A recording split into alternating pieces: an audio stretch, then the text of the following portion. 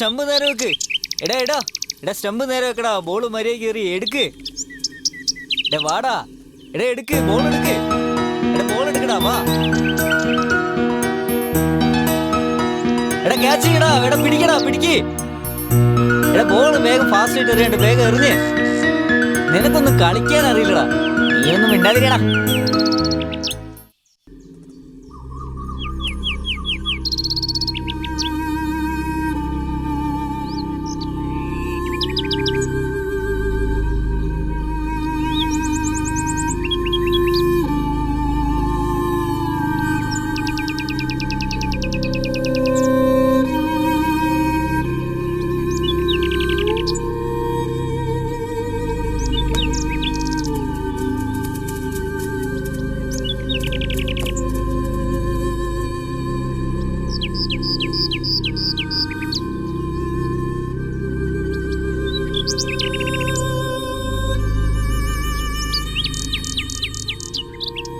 ചേട്ടോ ചേട്ടാ ചേട്ടാ ചേട്ടാ, ഞാൻ വരാൻ കുറച്ച് താമസിച്ചു പോയി. എന്നാ പോവാം.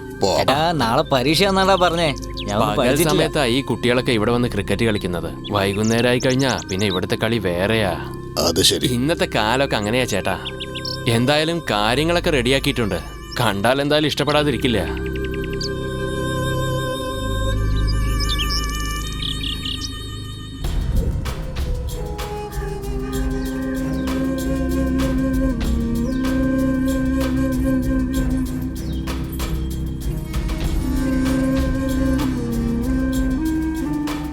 ഇവന്റെ ഒരു കാര്യം. എടാ രാത്രി മുഴുവൻ കവിത ചൊല്ലി എന്റെ ജീവൻ എടുത്തു. എന്നിട്ടിപ്പോ വീണ്ടും തുടങ്ങിയോ? വെക്കടാ ഫോൺ. അമ്മേ 5000 രൂപ അക്കൗണ്ടിൽ ഇട്ടിട്ടുണ്ട്, സൂക്ഷിച്ച് ചെലവാക്കണേ. ഞാൻ പിന്നെ വിളിക്കാട്ടോ.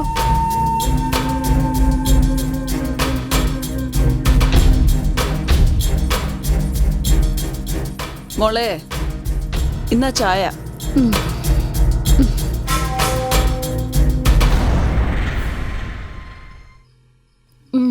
മമ്മി ഇന്നലെ കുള്ളൻ വിളിച്ചിരുന്നു. ഏതോ ഒരു എഴുത്തുകാരൻ അഭിലാഷെന്നോ ശേഖരനെന്നോ പറഞ്ഞു. ഇന്റർവ്യൂ എടുക്കണോന്ന്. 10 മണിക്ക് വരാന്ന് പറഞ്ഞിരിക്കുക. എന്ത് ഇന്റർവ്യൂവാ? ഓരോരുത്തരും സൂഹിക്കാനാണ് ഇങ്ങോട്ട് വരുന്നത്. നമുക്ക് എന്തിനായി ഇന്റർവ്യൂ അല്ല.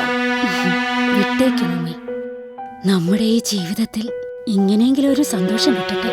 ആ പിന്നെ ഇന്ന് ഉച്ചയ്ക്ക് നല്ല രുചിയുള്ള ബീഫ് ഫ്രൈ ഉണ്ടാക്കണേ. നല്ല മൊരിഞ്ഞിരിക്കണം. നീ പറഞ്ഞതുപോലെ ഞാൻ ഉണ്ടാക്കാം.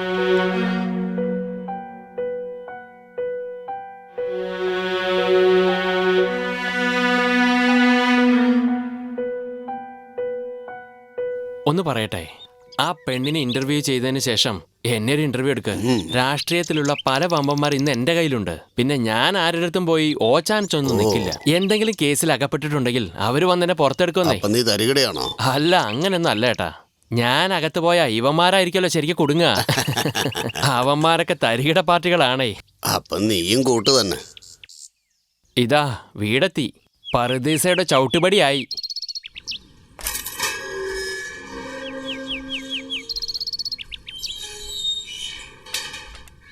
കെട്ടിടം പഴയതാ, പക്ഷേ അകത്തൊക്കെ പുത്തം പുതിയതാ.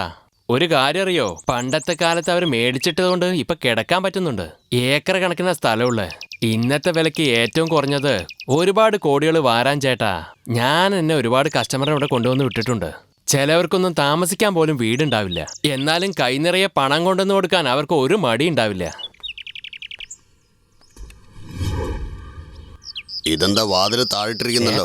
ഇതൊക്കെ ഒരു രഹസ്യാണെന്നേ. പുറത്ത് പൂട്ടിയ അകത്തുണ്ടെന്ന അർത്ഥം. അകത്ത് പൂട്ടിയിട്ടുണ്ടെങ്കിൽ അവര് പുറത്താണെന്ന് അർത്ഥം. വേണമെങ്കിൽ കണ്ടോ എന്റെ സീക്രട്ട് കോഡേ. ആ മമ്മി, ഞങ്ങള് പുറത്തുണ്ട്. ആ മമ്മി, ഇവരാണ് സിറ്റിയുടെ റമ്മി. അകത്തേക്ക് വരൂ. നടക്ക്.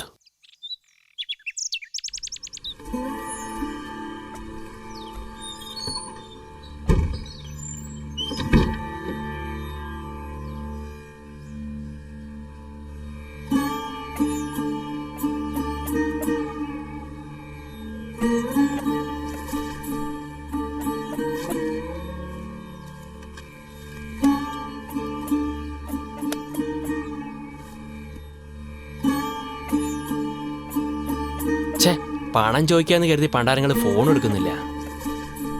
ഓ സോണിയാണല്ലേ. ആപ്പിളൊക്കെ ഇപ്പൊ വളരെ ചീപ്പാണല്ലോ. ക്ഷമിക്കണം, കുറച്ച് താമസിച്ചു പോയി. ആക്ച്വലി ഈ സമയത്ത് ഞങ്ങൾ ഉറങ്ങാറാണ് പതിവ്. എന്നും ഉച്ചയ്ക്ക് 3 മണിക്ക് എഴുന്നേക്കാറ്. ഇന്നിപ്പോ നിങ്ങൾ വരുമെന്ന് പറഞ്ഞതുകൊണ്ടാ. ക്ഷമിക്കു പെങ്ങളെ, ഇത് എന്റെ ഒരു പ്രധാനപ്പെട്ട ഇന്റർവ്യൂ ആ. അതുകൊണ്ടാണ് ഞാൻ നിങ്ങളെ ബുദ്ധിമുട്ടിച്ചത്. തീർച്ചയായിട്ടും നിങ്ങൾക്ക് ഇത് ഉപയോഗമുള്ളതായിരിക്കും. ഇതിലെന്താ സാറേ ഇത്ര ബുദ്ധിമുട്ടുള്ളത്?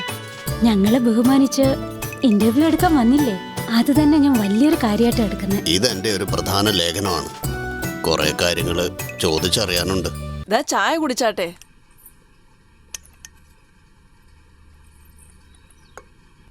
നിങ്ങള് ഉച്ചയ്ക്ക് എന്താ കഴിക്കുന്നേന്ന് അറിഞ്ഞൂടാ. ഞങ്ങളുടെ വീട്ടിൽ ഇന്ന് ബീഫ് ഫ്രൈയാ. നിങ്ങൾ കഴിക്കോ അതോ ഞാൻ പുറത്തുനിന്ന്? എനിക്കങ്ങനെയൊന്നുമില്ല. നിങ്ങൾ എന്ത് തന്നാലും ഞാൻ കഴിച്ചോളാം.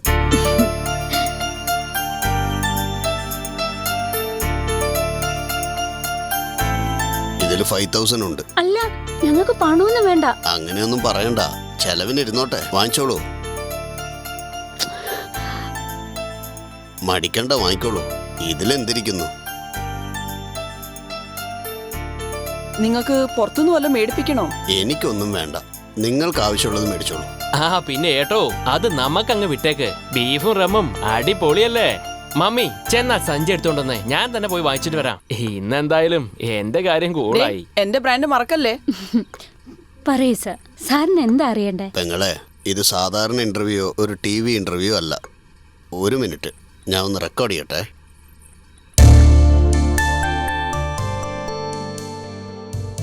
സിവപ്പ് എനക്ക് പിടിക്കും എന്ന പേരിൽ ഒരു നോവൽ എഴുതുന്നുണ്ട് ഞാൻ. ഒരു എഴുത്തുകാരൻ വ്യഭിചാരിപ്പണി ചെയ്യുന്നവരെ നേരിട്ട് ചെന്ന് ഇന്റർവ്യൂ ചെയ്യുന്നു. ഞാൻ എഴുതുന്ന കഥയുടെ ഉള്ളടക്കം ഇതാണ്. ഇത് അടിപൊളി ടൈറ്റിലാണല്ലോ. വളരെ നന്ദി പെങ്ങളെ. എന്നെ സംബന്ധിച്ചിടത്തോളം ശൗരപ്പണി ചെയ്യുന്നവനും വേശ്യാവൃത്തിപ്പണി ചെയ്യുന്നവരും മറ്റാരേക്കാളും ഒരു പടി ഉയരത്തിൽ തന്നെയാണ്. ഈ 2 പേരും അവരുടെ അടുത്തേക്ക് വരുന്ന കസ്റ്റമറുടെ ജീവിതാനുഭവങ്ങൾ മുഴുവനും കേട്ടറിഞ്ഞ് ശരിക്കും പക്വതയുള്ളവരാവുന്നു. സത്യം പറഞ്ഞ സലൂണിലും ഇവിടെയുമാണ് ഒരു ഒത്തൊരുമ കാണുന്നത്. ഓ, ഇതാണോ? ഇത് മമ്മിയാ വെച്ചിരിക്കുന്നേ. നിങ്ങളെല്ലാവരും എപ്പോഴും ഇവിടെ തന്നെയാണോ? ഇല്ലില്ല, എന്നെ ഒഴിച്ച് ബാക്കി എല്ലാവർക്കും വെവ്വേറെ സ്ഥലങ്ങളിൽ വീടുണ്ട്. ഓഹോ. എന്നാൽ എല്ലാരും ഒത്തുചേരുന്നത് ഇവിടെയാ. നോവലിന്റെ ഉള്ളടക്കം എന്താന്ന് വെച്ചാ വളരെ പ്രധാനപ്പെട്ട 2 കാര്യങ്ങളാണ്. ഒന്ന്, സെക്സിനെ കൺട്രോൾ ചെയ്യുന്നത് കൊണ്ടുവരുന്ന ഭവിഷ്യത്തുകൾ. രണ്ടാമത്തേത്, ഇവിടെ നിർബന്ധമായിട്ടും ഒരു റെഡ് ലൈറ്റ് ഏരിയ വേണം. അത്രേ ഉള്ളൂ. സാറിനെന്താ വട്ടു പിടിച്ചോ? കേൾക്കാൻ നല്ല കാര്യങ്ങൾ തന്നെ. പക്ഷെ നമ്മുടെ നാട്ടിലെ റെഡ് ലൈറ്റ് ഏരിയ വേണമെന്ന് പറഞ്ഞില്ലേ, ഈ നാട്ടുകാര് സാറിനെ തല്ലിക്കൊന്നിരിക്കും. സാറിപ്പോ ഏത് നാട്ടിലാ? പൂച്ചയ്ക്കാര് മണികെട്ടെന്നുള്ളതാണ് ഇവിടുത്തെ വിഷയം. അതുകൊണ്ട് ആദ്യത്തെ മണി ഞാൻ തന്നെ കെട്ടിക്കളയാന്നങ്ങ് കരുതി. എന്തായാലും പ്രശ്നം ഉണ്ടാക്കാൻ തന്നെ തീരുമാനിച്ചു അല്ലേ? വലിയൊരു ലഹള തന്നെ നടക്കും. കണ്ടിന്യൂ ചെയ്തോളൂ. എത്രമാത്രം കസ്റ്റമർ ഇതുവരെ നിന്റെ അടുത്ത് വന്നിട്ടുണ്ടാവും.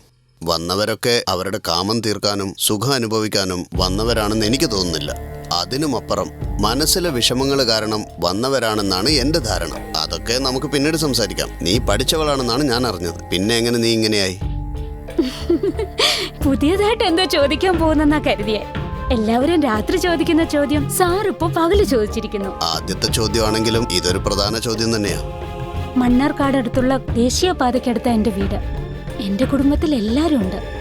ഞാൻ കോളേജിൽ BA ലിറ്ററേച്ചറാ പഠിച്ചുകൊണ്ടിരുന്നത്. ആ സമയത്ത് ഒരുത്തൻ ചുറ്റിപ്പറ്റി എന്നെ പ്രേമിക്കാൻ തുടങ്ങിയത്.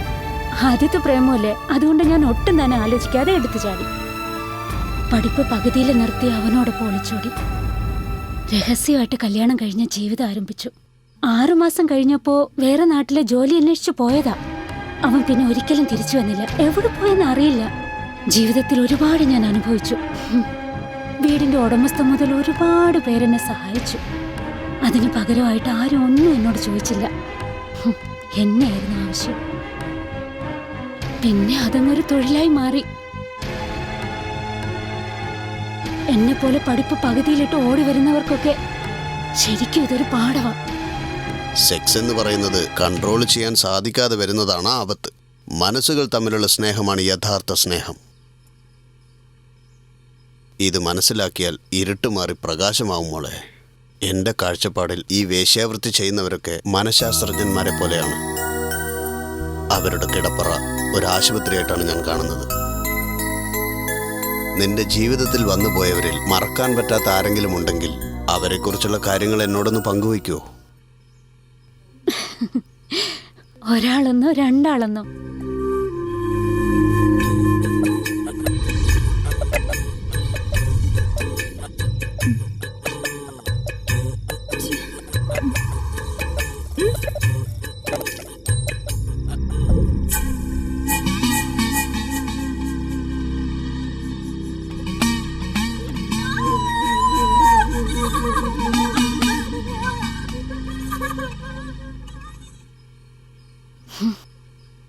ഇവരെല്ലാം മിക്കപ്പോഴും വന്നു പോകുന്ന സാഡിസ്റ്റുകളാ. ആ, കുറെ നാളുകൾക്ക് മുമ്പ് ഒരു സ്റ്റുഡന്റ് എൻ്റെ അടുത്ത് വന്നിരുന്നു. Somebody's gonna love you.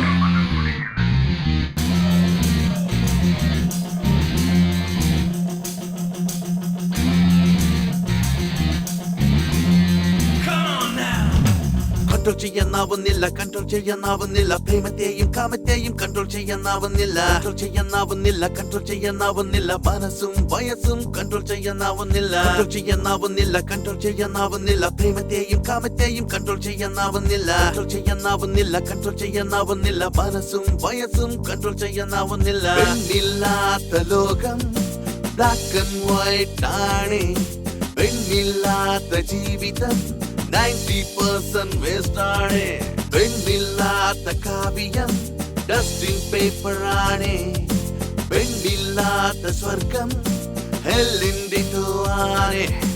എല്ലാം പകരുവാനായി പെണ്ണുണ്ടെങ്കിൽ കൺട്രോൾ ചെയ്യാനാവുന്നില്ല, കൺട്രോൾ ചെയ്യാനാവുന്നില്ല, പ്രേമത്തെയും കാമത്തെയും കൺട്രോൾ ചെയ്യാനാവുന്നില്ല, കൺട്രോൾ ചെയ്യാനാവുന്നില്ല, മനസ്സും വയസ്സും കൺട്രോൾ ചെയ്യാനാവുന്നില്ല.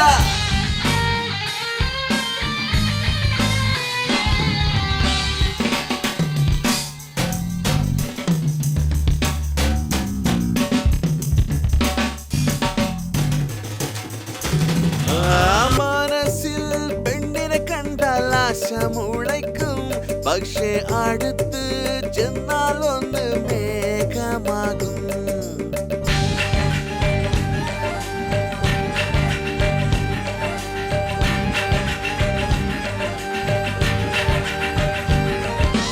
പാർക്കിലെ പെണ്ണിനെ എല്ലാം സ്കെച്ച് ചെയ്തിടും, പക്ഷേ അക്കം പക്കം ചെന്നാൽ പേടിച്ചെല്ലാം പോയിടും.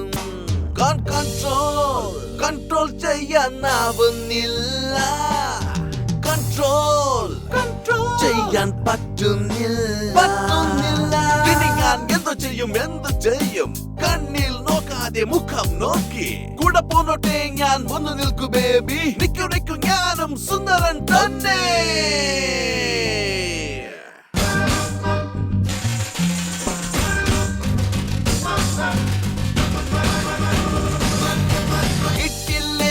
ട്രൈ ചെയ്യും, ഒരു കൈ നോക്കും വേണേൽ, സുഖിക്കാൻ വേണ്ടി എന്തും ചെയ്യും, എനിക്കും എല്ലാം വേണം. എല്ലാം കാണും വീതം വസ്ത്രം ധരിച്ചാൽ പിന്നെ കൺട്രോൾ ചെയ്യാൻ പറ്റാതെ ഞാൻ സൈക്കോ ആയി മാറും. കൺട്രോൾ ചെയ്യാനാവുന്നില്ല, കൺട്രോൾ ചെയ്യാൻ പറ്റുന്നില്ല, കൺട്രോൾ ചെയ്യാനാവുന്നില്ല, കൺട്രോൾ ചെയ്യാൻ പറ്റുന്നില്ല.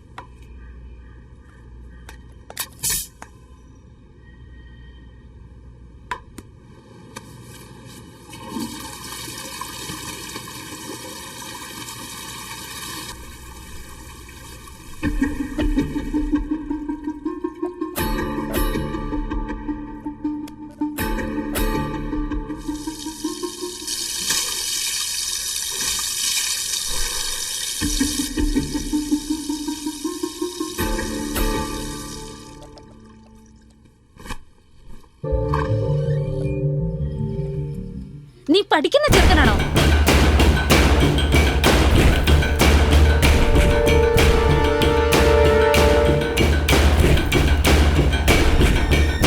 പറയാ, നീ +2 പഠിക്കുന്നത്?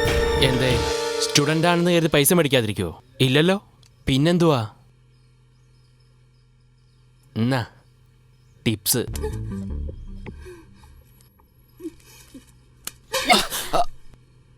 എടാ, +2 സ്റ്റുഡന്റ്സിന്റെ പരീക്ഷ നടന്നുകൊണ്ടിരിക്കുകയല്ലേ? ഓരോരുത്തരും കഷ്ടപ്പെട്ട് പരീക്ഷ എഴുതിക്കൊണ്ടിരിക്കുക. നീ ഇവിടെ വന്ന് ചെറിക്കുന്നോടാ? എടീ, അത് ചോദിക്കാൻ നീ ആരാടി? ഒന്ന് കളയും ഞാൻ. എടീ, എന്നെ വിടാൻ. നാണമില്ല നിനക്ക്? വിടാൻ. പൊടിക്കുന്നവൻ. നീ ആരാടി എന്നെ കൊണ്ടാക്കാൻ വരുന്നത്?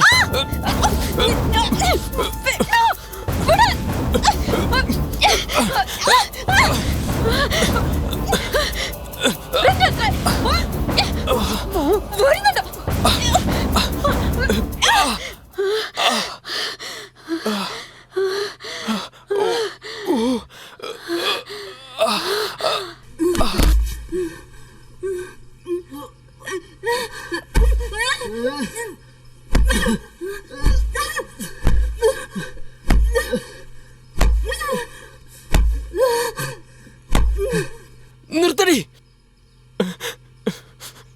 ചെറുക്കനാണെന്ന് കരുതി ഇങ്ങനെ തല്ലിയാണല്ലേ? എന്ത് ചെറിയ ചെറുക്കനോ? മരപ്പോത്ത് പോലെ ആയല്ലോടാ നീ. ഇവനെ എന്താ ചെയ്യണ്ടെന്നറിയോ? നിന്റെ അച്ഛനും അമ്മയും നിന്നെ പഠിപ്പിക്കാൻ എന്തുമാത്രം കഷ്ടപ്പെടുന്നുണ്ടാവും. പഠിക്കേണ്ട പ്രായത്തിൽ ഇവൻ നാണം കൊണ്ടും പ്രവൃത്തിയായിട്ട് തുടങ്ങുക. കാര്യം അറിയാത്ത സംസാരിക്കാൻ നിൽക്കരുത്. എങ്ങനെ പഠിക്കാനാ? എന്നെ പോലുള്ളവർ എങ്ങനെ എക്സാം എഴുതും? ഇപ്പോഴേ 3 എക്സാം മോശമായിട്ട് എഴുതിയിരിക്കുന്നത്. തലയ്ക്ക് വട്ട് പിടിക്കുന്ന പോലുണ്ട് എനിക്ക്. എന്റെ അടുത്തിരിക്കുന്നവൻ എനിക്ക് വൃത്തികെട്ട പടങ്ങൾ കാണിച്ചു തരുന്നു. എന്റെ അപ്പുറത്തിരിക്കുന്നവളാണെങ്കിൽ സ്കൂൾ യൂണിഫോം തോട കാണിക്കുന്ന രീതിയിലാണ് ഡെയിലി ഇട്ടോണ്ട് വരുന്നത്. ഞാനൊരു ആൺകുട്ടിയല്ലേ? ഏതെങ്കിലും ഒറ്റ കറക്കെടുക്കാന്ന് വെച്ചാ ഒരുത്തേ പോലും എനിക്ക് കിട്ടുന്നില്ല. എല്ലാം പഠിച്ച കള്ളിയാണ്, വല്ലാതെ ചുറ്റിക്കുന്നു. വീട്ടിലായാലും റോഡിലായാലും പുറത്തായാലും എങ്ങനെ ഉണ്ടെന്ന് അറിയോ നിനക്ക്? എന്റെ തല വെട്ടി പൊളിയുന്നത് പോലെയുണ്ട്. നിനക്കൊക്കെ എന്താ അറിയ?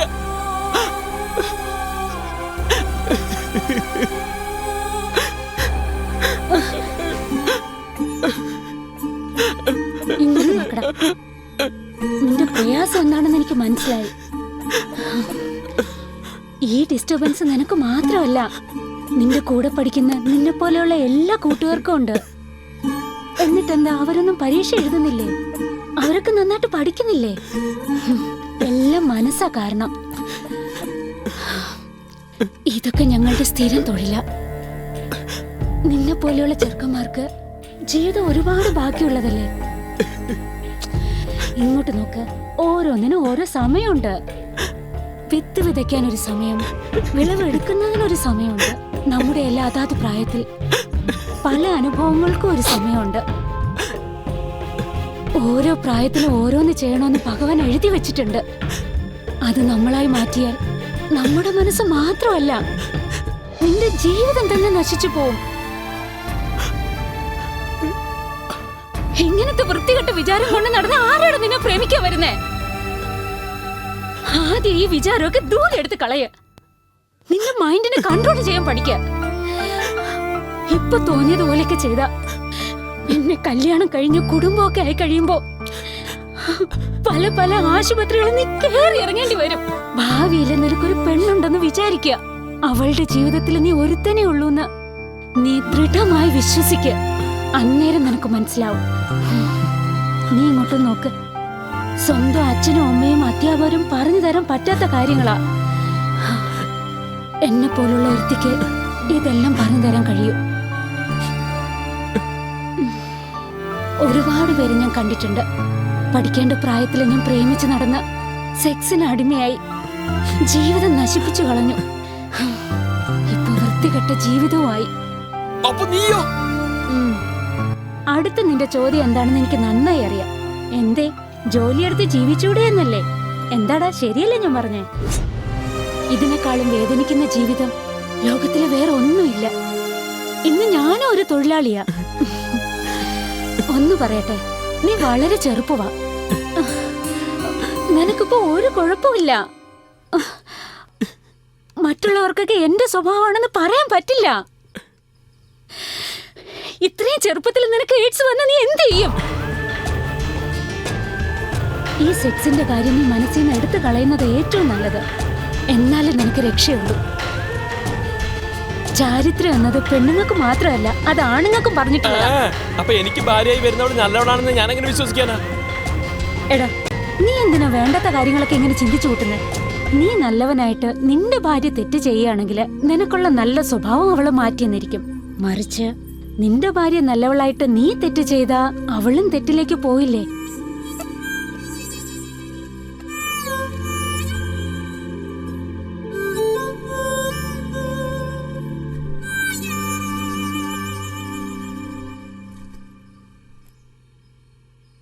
ഉപദേശങ്ങളൊക്കെ എന്തായാലും വളരെ നന്നായിരിക്കുന്നു. പക്ഷേ എനിക്കത് ഫോളോ ചെയ്യാൻ പറ്റുമെന്നറിയില്ല. ഒരു 2 മണിക്കൂർ കഴിഞ്ഞോട്ടെ. ഞാൻ പോയതിന് ശേഷം നീ ഇവിടുന്ന് അങ്ങോട്ട് പോയാൽ മതി. അവിടെ നിക്കടാ. ദേവി ഇത് നിന്റെ ഈ പഠിക്കേണ്ട പ്രായത്തില് ഇങ്ങനെ വഴിതെറ്റിയ ജീവിതം ജീവിക്കല്ലേ പ്ലീസ്.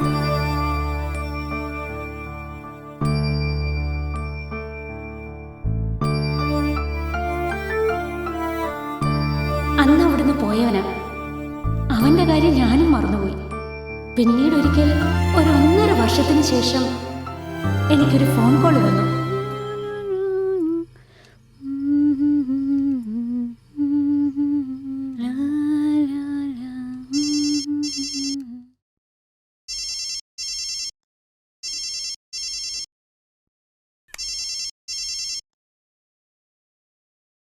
ഹലോ, ഞാൻ കണ്ണനാ സംസാരിക്കുന്നത്. ഏത് കണ്ണനായത്? എനിക്ക് മനസ്സിലായില്ലല്ലോ. നിന്റെ കയ്യിൽ നിന്ന് കുറെ അടി മേടിച്ചില്ലേ, അതേ കണ്ണൻ തന്നെയാ. നിനക്ക് സുഖമാണ് കണ്ണ? ഞാൻ സുഖായിരിക്കുന്നു. അന്ന് നിന്റെ സംസാരം കേട്ടപ്പോ എനിക്ക് ഭയങ്കര ദേഷ്യം തോന്നി.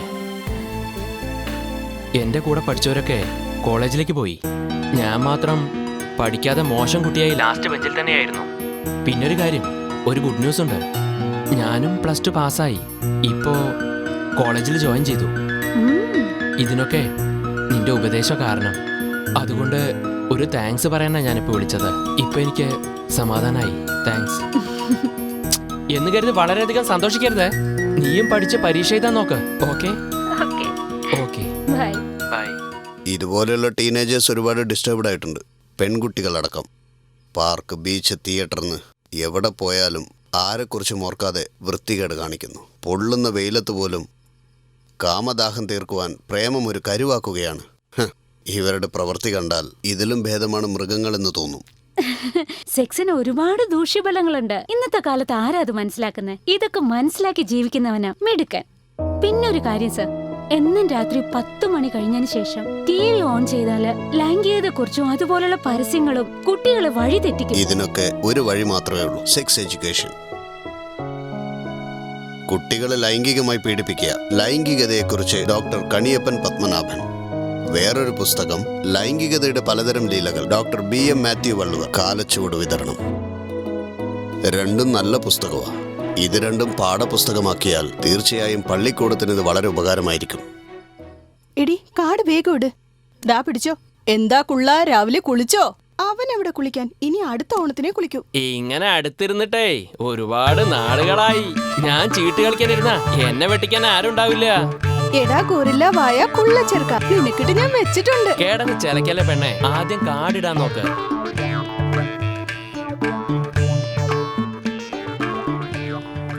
കാട് ശരിക്ക് വരുന്നേയില്ല. ഒരു കട്ടിങ് ഇട്ടാ ശരിയാവും. അങ്ങനെ തോന്നുന്നുണ്ടോ?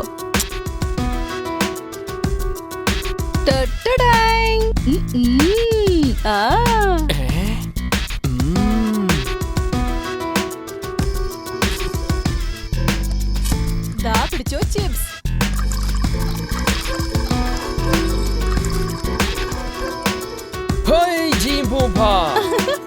ഗോറില്ല വായൻ. Joker joker joker joker joker joker joker joker. ആരാണടാ നീ? എന്താണ് നീ പറയുന്നത്? നാട് നന്നാക്കിയോ? നാട്ടുകാരെ നന്നാക്കിയോ അതോ രാഷ്ട്രീയക്കാർക്ക് കഞ്ഞിക്ക് ചമ്മന്തി അരയ്ക്കാൻ പോയോ നീ മോഷ്ടാവാണോ അതോ തരികടയാണോ? എങ്ങനെയുണ്ട് എന്റെ അഭിനയം? കൊള്ളാമോ? Thank you. Super sir.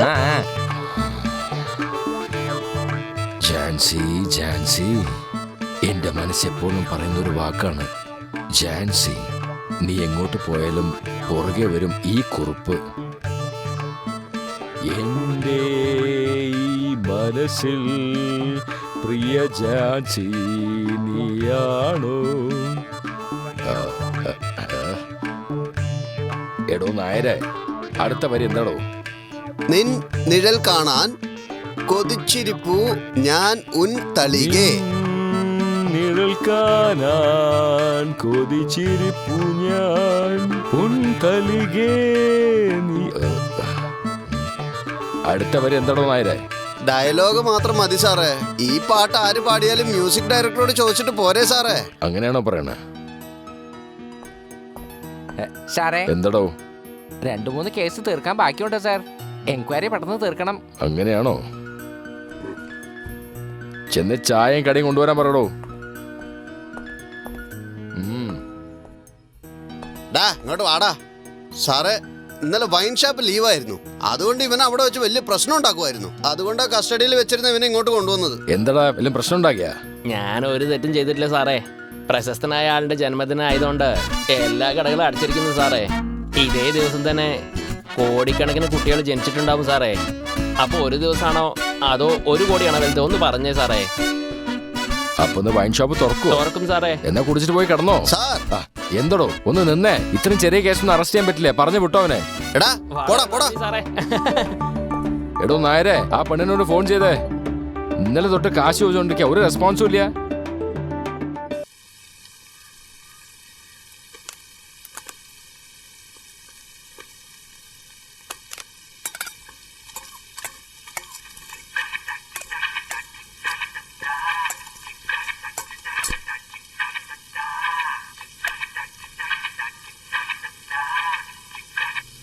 Hello, എന്താ ഇത്? ഇന്നലെ തൊട്ട് ഞാൻ വിളിക്കുമല്ലേ, എന്നിട്ട് ഒന്നും പറയുന്നില്ലെന്ന് വെച്ചാ?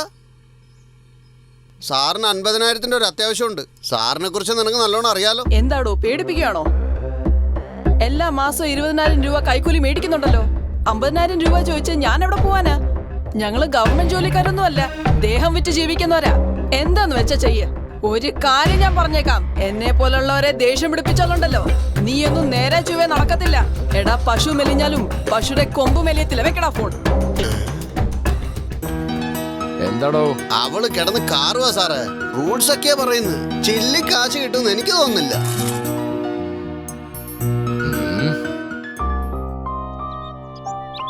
ഇന്നൊക്കെ പത്രം എടുത്താലേ കൊലയും ആത്മഹത്യയൊക്കെ കാണാറുള്ളൂ. ഇന്നത്തെ കാലത്ത് അധികവും കൊലപാതകം ചെയ്യുന്നത് അധികവും നല്ല കുടുംബത്തിൽപ്പെട്ടവരാ. എനിക്കെന്തോ എല്ലാവരും ഒരു അക്യൂസ്ഡ് മൈൻഡോടെ ജീവിക്കുന്നെന്നാണ് തോന്നുന്നത്. കൊലപാതകവും ആത്മഹത്യയും വെച്ച് നോക്കുമ്പോൾ 2 കാരണങ്ങളാ. ഒന്ന് പണമും മറ്റൊന്ന് സെക്സും. സ്നേഹിച്ചൊളിച്ചോടുന്നവരെക്കാളും കപട പ്രേമം അഭിനയിച്ചൊളിച്ചോടുന്നവരാണ് കൂടുതലും. എല്ലാത്തിനും കാരണം മനസ്സാ. കല്യാണം കഴിഞ്ഞവർക്ക് പുതുമോടിയില് കാമം അവർക്കൊരു ആഘോഷമാണ്. പിന്നീട് അതൊരു കടുമയായി മാറും. സ്വത്ത് സമ്പാദിക്കുന്ന മൂഡില് ഇതെല്ലാം അങ്ങ് വിട്ടുപോകുന്നു. സത്യം പറഞ്ഞ സെക്സിനും പണത്തിനും യാതൊരു സംബന്ധമില്ല സർ. പണം ഒരുപാട് കൂടുമ്പോഴാണ് സെക്സിനും ധൂർത്തടിക്കാനും മനസ്സ് വഴിവിട്ടു മാറുന്നത്. വേറെ ഏതെങ്കിലും തരികിട പാർട്ടികൾ വന്നിരുന്നു? പറയാൻ പാടില്ലാത്തതാണ്, പക്ഷെ പറയാതിരിക്കാനും വയ്യ. എന്റെ ഈ തൊഴിൽ പാപമാണെങ്കിലും ഇടയ്ക്കിടയ്ക്ക് ഞാൻ കുമ്പസരിക്കാനായിട്ട് ഇവിടെ അടുത്തുള്ള ഒരു ചർച്ചിൽ പോകാറുണ്ട്.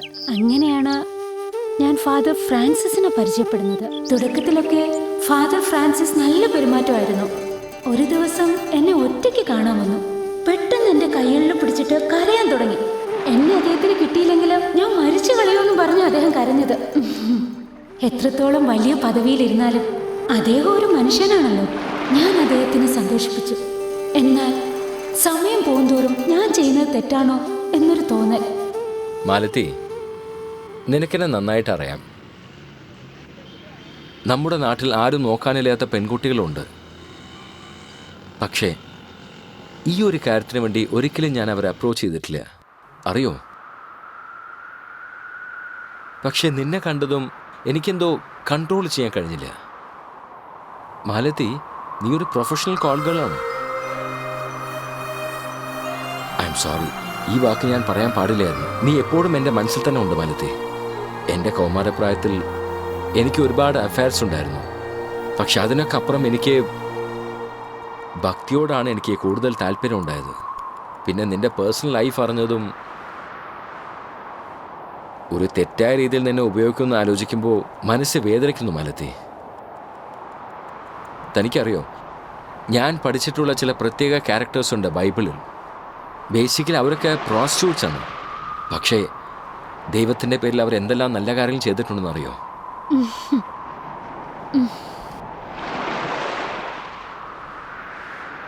എന്താണത്?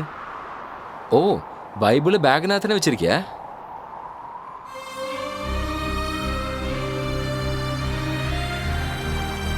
ഞാൻ ഒരേ ഒരു വചനം വായിച്ചോട്ടെ ഫാദർ?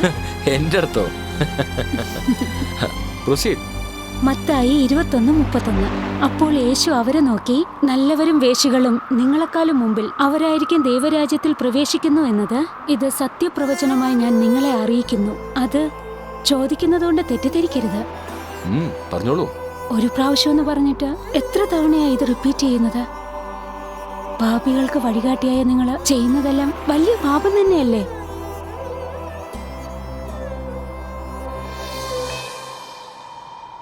നിങ്ങളെ സംബന്ധിച്ചിടത്തോളം ബൈബിൾ എന്നത് മറ്റുള്ളവർക്ക് പറഞ്ഞു കൊടുക്കാനുള്ളത് മാത്രം. നിങ്ങളിങ്ങനെ ആയെന്ന് വെച്ചിട്ട് എല്ലാവരും തെറ്റിദ്ധരിക്കരുത് കേട്ടോ. 100 ആടുകളിൽ നിന്ന് ഒരെണ്ണം കാണാതെ പോയതിനെ കണ്ടുപിടിക്കുന്നതാണ് നിങ്ങളുടെ ദൗത്യം. എന്നാൽ ആ ഒരു ആടിനെ നിങ്ങൾ തന്നെ തല്ലിക്കൊന്ന് കഴിച്ചാൽ അതിലെന്താ അർത്ഥമുള്ളത്?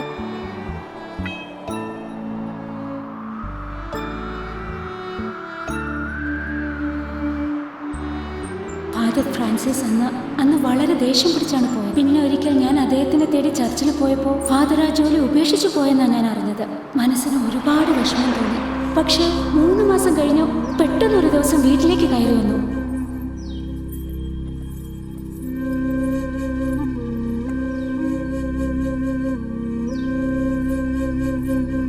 കറക്റ്റ് നേരത്തിലാണ് നീ എൻ്റെ കണ്ണ് തുറന്നത് മാലതി.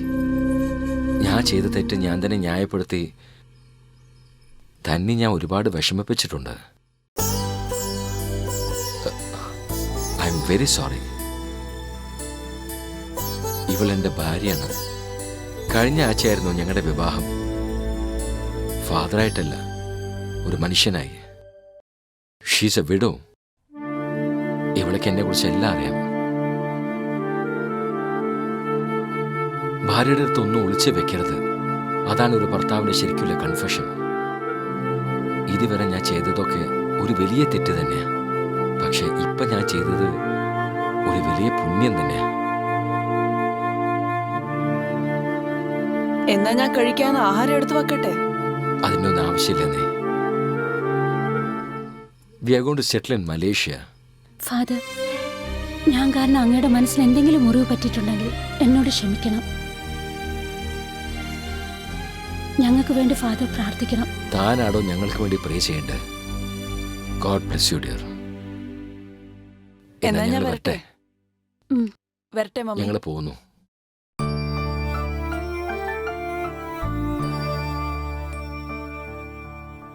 സന്മനസ്സുള്ളവർക്ക് ഈ നാട്ടിൽ ജീവിക്കാൻ ബുദ്ധിമുട്ടാ.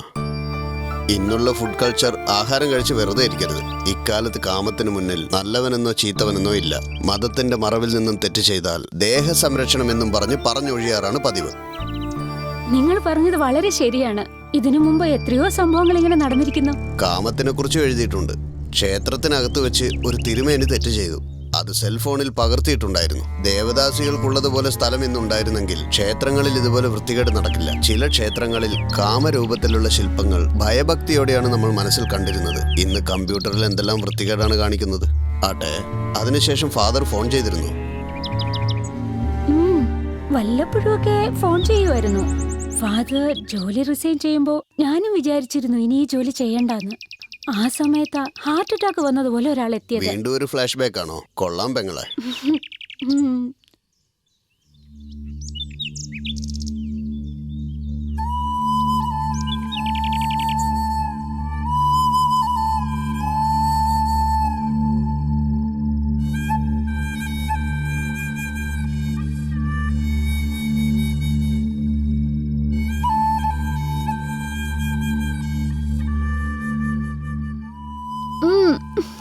ഇന്നൊരു ദിവസത്തേക്ക് റെസ്റ്റ് എടുക്കാന്ന് വിചാരിച്ചതാ. വീട്ടിലേക്ക് എന്തിനാ ഇവരെയൊക്കെ വിളിച്ചു വരുത്തുന്ന മമ്മി? എന്റെ ചക്കര കുട്ടിയല്ലേ, 30,000 രൂപ തരാമെന്നാ പറഞ്ഞത്. നമുക്ക് എന്തുമാത്രം ചെലവുള്ളതല്ലേ. ഒരു പ്രാവശ്യം മതി മോളെ. ശരി, ആയിക്കോട്ടെ.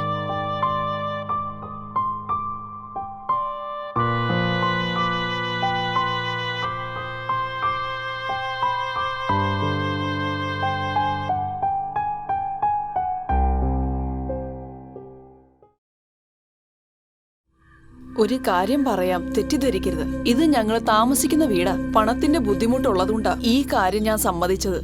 കഴിക്കാൻ എന്താ വേണ്ടേ?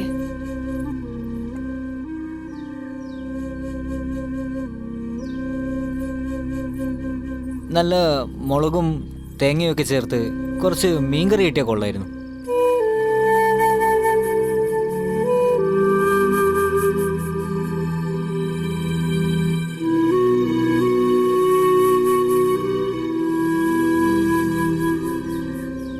പോലീസുകാർക്കും ഗവൺമെന്റിനും ഞാൻ തീവ്രവാദിയാണ്. റെയിൽവേ സ്റ്റേഷനിലും ബസ് സ്റ്റാൻഡിലും ഒക്കെ കിടന്നുറങ്ങിയാൽ ഞാൻ കുടുങ്ങിയാനെ. പിന്നെ ജീവിതത്തിൽ എനിക്ക് ആകാശം കാണാൻ പറ്റില്ല. നന്നായിട്ട് ഭക്ഷണം കഴിച്ചും നന്നായിട്ട് ഉറങ്ങിയിട്ടും ഞാൻ എത്ര നാളെയെന്നറിയോ സഹോദരി.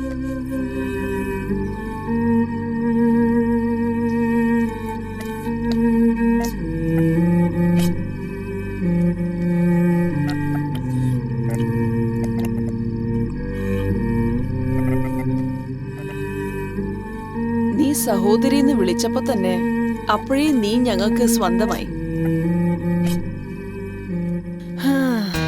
ഇങ്ങനെയൊക്കെ കേട്ടിട്ട് കാലം കുറേയായി. നിങ്ങൾ തന്ന പണം തിരിച്ചു മേടിച്ചോ കേട്ടോ. നിങ്ങൾ തന്ന ഈ ഭക്ഷണത്തിന് എത്ര ലക്ഷം കൊടുത്താലും മതിയാവില്ല. കുറച്ചും കൂടി കറി ഒഴിക്കും സഹോദരി.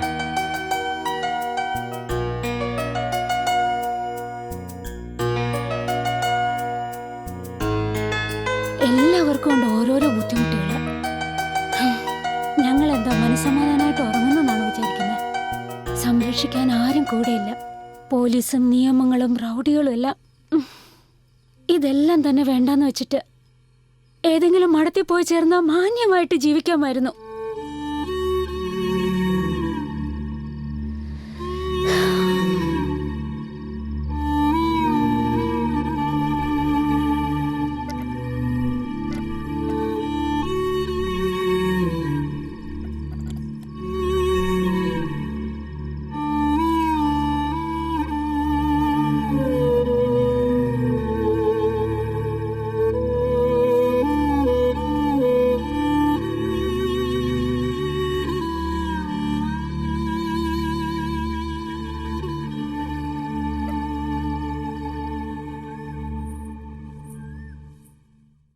മോളെ, മോളെ എണീറ്റേ, ഈ ചായ കുടിച്ചേ.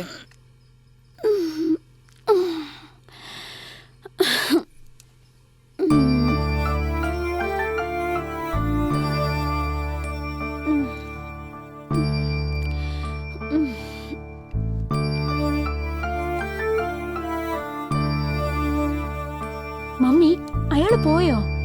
അയാൾ അപ്പൊ തന്നെ എണീറ്റ് പോയി മോളെ. അയാള് തന്ന പണം കൊടുത്തിട്ട് മേടിച്ചില്ലെന്നേ. അയാളെ ദൈവം അറിഞ്ഞുകൊണ്ട് ഇങ്ങോട്ട് അയച്ചതാ. ദേ തുടങ്ങി ശല്യം.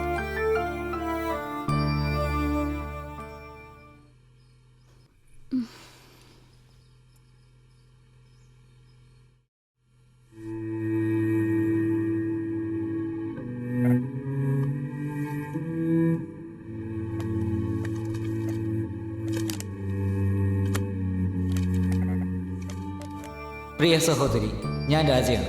നിങ്ങളെ വിട്ടു പിരിയുന്നതിൽ വിഷമമുണ്ട് എനിക്ക്. എന്നെ പോലെ തന്നെ നീയും ഒരു തൊഴിലാളിയാണ്. പിന്നെ ഒരു കാര്യം, ഇന്നലെ രാത്രി നീ ഒരു കാര്യം പറഞ്ഞില്ലേ എന്നോട്, അതായത് സുരക്ഷിതമില്ലാത്ത ജീവിതമാണെന്ന്. ഈ തൊഴിൽ തന്നെ വേണ്ടെന്ന് വെച്ചാലോ ഒന്ന്. ഇന്നത്തെ കാലത്ത് ആർക്കാണ് സുരക്ഷയുള്ളത്? സത്യം പറഞ്ഞാൽ നീ ചെയ്യുന്ന തൊഴിലാണ് ഏറ്റവും സുരക്ഷിതത്വം. എനിക്കതാണ് തോന്നുന്നത്. നിന്റെ ജോലിക്ക് പണം കിട്ടുന്നുണ്ട്. നീ പുറത്തു വന്നാൽ കഴുകന്മാർ നിന്നെ വെറുതെ വിടില്ല, പിച്ചി ചീന്തി കളയും. എന്നെ സംബന്ധിച്ച് ഇതൊരു അഭിമാനകരമായ ജോലിയാണ്. ഇത് നീ വിടരുത്. ജീവിതാവസാനം വരെ നീ നന്നായി ജീവിക്കും. നിന്റെ സ്വന്തം സഹോദരൻ. ഈ ജോലി അങ്ങ് വിടാന്ന് വെച്ചാല് എന്തോ ഒരു കാര്യം എന്നെ ഈ ജോലിയിലേക്ക് വലിച്ചിഴക്കുന്നു. അന്ന് വന്ന അയാള് തീവ്രവാദിയാണോ കൊലയാളിയാണോ എന്നൊന്നും എനിക്കറിയില്ല. അയാള് തന്ന കാശിന് എന്നെ ഉപയോഗിച്ചിട്ട് പോകാമായിരുന്നു.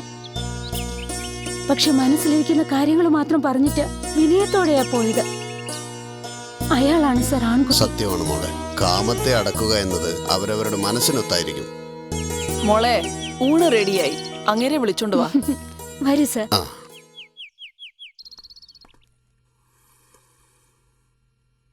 അവൾക്ക് കുറച്ച് കൂട്ടാൻ ഒഴിച്ചു കൊടുക്കടി.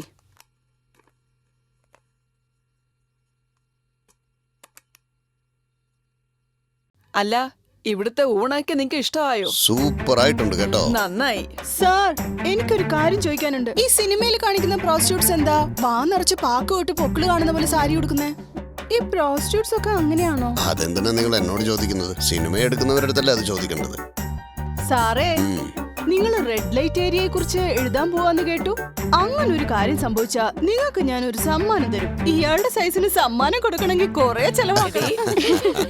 ചുമ്മാതിരിക്കും സർ, ഇവരെല്ലാം ഇങ്ങനെ എന്തെങ്കിലും ഇങ്ങനെ പറഞ്ഞുകൊണ്ടിരിക്കും. അതൊന്നും കുഴപ്പമില്ല, സത്യമല്ലേ അവര് പറഞ്ഞത്. ഇയാൾക്ക് കാര്യം പിടികിട്ടിയടി. ചേട്ടാ, ഈ ജീവിതമൊക്കെ വളരെ വ്യത്യാസപ്പെട്ടതാ. പല സ്ഥലത്ത് ജനിച്ചവര് ഇന്നിവിടെ ഒന്നിച്ചാ. ഞങ്ങള് ചെയ്തതൊന്നും അത്രയും വലിയ തെറ്റൊന്നുമല്ല. ദേ, ഇവളുടെ അമ്മയ്ക്കും ഇതേ ജോലിയായിരുന്നു. പ്രായമായി പോയി. ഇവളുടെ ചെലവും കഴിഞ്ഞ് ബാക്കി പൈസ എല്ലാം ഞാൻ അവർക്ക് അയച്ചു കൊടുക്കാറുണ്ട്. എല്ലാം ചെലവിനെ തികയുന്നുള്ളൂ, ചേർത്ത് വെക്കാനൊന്നും പറ്റില്ല.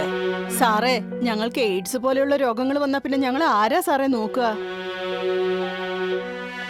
Use and through water packet പോലെയാ ഞങ്ങള്. പണ്ട് മുതലേ ഈ തൊഴിലൊക്കെ ഉള്ളതാ. പക്ഷേ ഇന്നത്തെ ആളുകൾ ശരിയല്ല. പണ്ട് അയിത്തോണെന്നൊക്കെ മേൽജാതിക്കാര് പറയായിരുന്നു. എന്നാൽ ആ അയിത്തം മൊത്തം ഇല്ലാതാക്കി ഒരു കാലമാക്കി മാറ്റിയത് ഇതുപോലുള്ള ദേവദാസികളാ. സത്യടാ നീ പറഞ്ഞത്.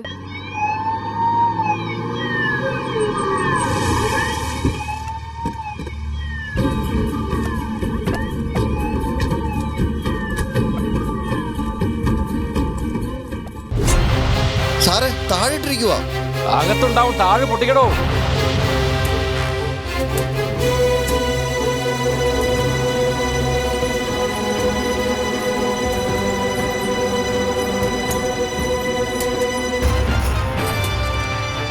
പന്നികള് എത്തി. എല്ലാരും എണീക്ക്, എണീക്ക്, റെയ്ഡിന് വന്നിട്ടുണ്ട്. പോലീസാണോ? വേഗം വാ. ഓ, അപ്പൊ എല്ലാരും അകത്തുണ്ടായിരുന്നില്ലേ? ഇവിടുന്നാ കളി. ചില കൊണ്ടുപോകും.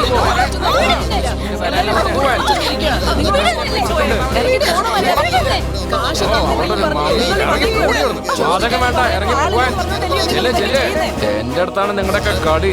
നിങ്ങളുടെ സ്റ്റേഷനിലേക്ക് വാ. കളി ഞാൻ ഇറങ്ങി ഓടി. ഡാ, ഒരു ഓട്ടോ വിളിച്ചേ. 2 ഗ്രൂപ്പായിട്ട് വിട്ടാ മതി. സാറേ, സാറേ, നിന്നോട് സംസാരിക്കേണ്ട കാര്യമില്ല. സാറേ, ഇപ്പൊ ഇവിടെ എന്താ സംഭവിച്ചത്? നിങ്ങൾ അവരെയൊക്കെ എന്തിനാ കൊണ്ടുപോകുന്നത്? വാതില് പൂട്ടി വ്യഭിചാരം നടത്തും ഞങ്ങളൊക്കെ നോക്കിക്കൊണ്ടിരിക്കണം അല്ലേ? സാറേ, അവരൊരു തെറ്റും ചെയ്തിട്ടില്ല. എന്തോ മനസ്സിലായില്ല. ആണുങ്ങൾക്കും പെണ്ണുങ്ങൾക്കും വെവ്വേറെ ന്യായം പറയാനൊക്കെ ഒന്നും വേണ്ട. എന്തെങ്കിലും ഒരു സ്റ്റേഷനിലേക്ക് ഒന്ന് പറ. എടാ, നീ ആ കുമാരനല്ലേ? അയ്യോ അല്ല സാറേ, അന്ന് ഞാൻ റോസി എന്ന് പറഞ്ഞ ഒരാളെ കൊണ്ടുവന്നില്ലേ? നിന്നെ പരിചയമുള്ളതുകൊണ്ട് വിടാ ഞാൻ. അല്ല, ഇവനാരാ? റൈറ്ററാ സാറേ. ഏത് സ്റ്റേഷനിലെ റൈറ്ററാ? ആ റൈറ്റർ അല്ല, പിന്നെ എഴുതുന്ന ആൾ. ഓ, എഴുത്തുകാരൻ അല്ലേ? കണ്ട പഴയ സിനിമയിലെ ഫൈറ്റ് മാസ്റ്റർ പോലെയുണ്ട്. ഒരു കാര്യം ചെയ്യ്, തൽക്കാലം വിട്ടോ. ഇതൊക്കെ സ്ഥിരം എടുത്ത പതിവാണ്. സാറ് പണം ചോദിച്ചപ്പോ കിട്ടാത്തതിനുള്ള ദേഷ്യമല്ലേ ഇത്? ഡാ, 2 പേര് ഇവിടുത്തെ സ്റ്റാൻഡ് വിട്ടോ. എടോ, ഇവിറ്റങ്ങളൊക്കെ ഓട്ടോയിൽ കയറ്റി വിടോ. വേഗം വേണം.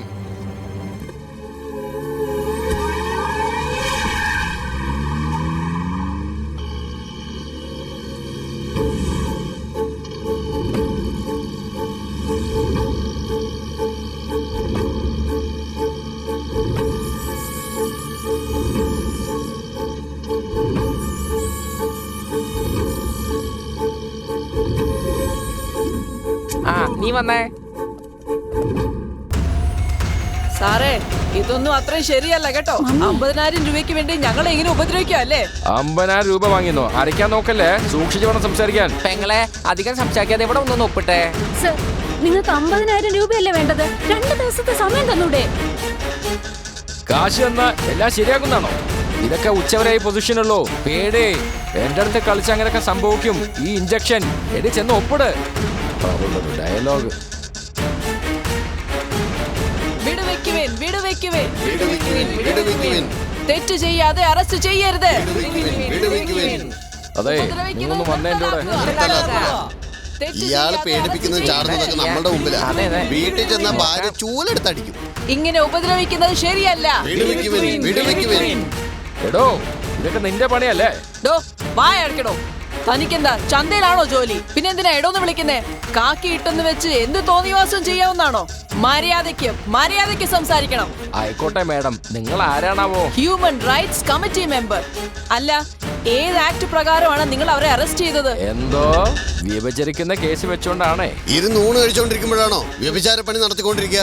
അങ്ങനെ ഉണ്ടെങ്കിൽ തന്നെ ഞങ്ങളും അവിടെ ചുറ്റുവട്ടത്ത് ഉണ്ടായിരുന്നല്ലോ. ഞങ്ങളെ കൊണ്ടുവരാതെ പെണ്ണുങ്ങളെ പിടിച്ചു കൊണ്ടുവന്നിരിക്കുന്നു. നിയമത്തിൽ അങ്ങനെ ഒരു വകുപ്പില്ല സാർ. അപ്പോ നിയമമല്ല, നിങ്ങൾ വിചാരിക്കുന്ന കാര്യമാണ് നടക്കേണ്ടത്. സാറേ, എനിക്ക് ഈ മൂലക്കുരുന്റെ അസുഖം ഉണ്ടായി. അതിന് നേരെ നിന്ന് സംസാരിക്കാൻ കഴിയില്ല. നിങ്ങൾ മൂന്നാൾ അകത്ത് വന്നു കഴിഞ്ഞാൽ നമുക്ക് ഇരുന്ന് സംസാരിക്കാം. നാണക്കേട്. ഓ, നടക്ക്. നിങ്ങൾ എല്ലാരും ഇവിടെ നിൽക്ക്, ഞങ്ങൾ സംസാരിച്ചിട്ട് വരാം. Okay madam. ഈ അസുഖം ഒന്ന് ഭേദമായി കഴിഞ്ഞാൽ മതിയായിരുന്നു.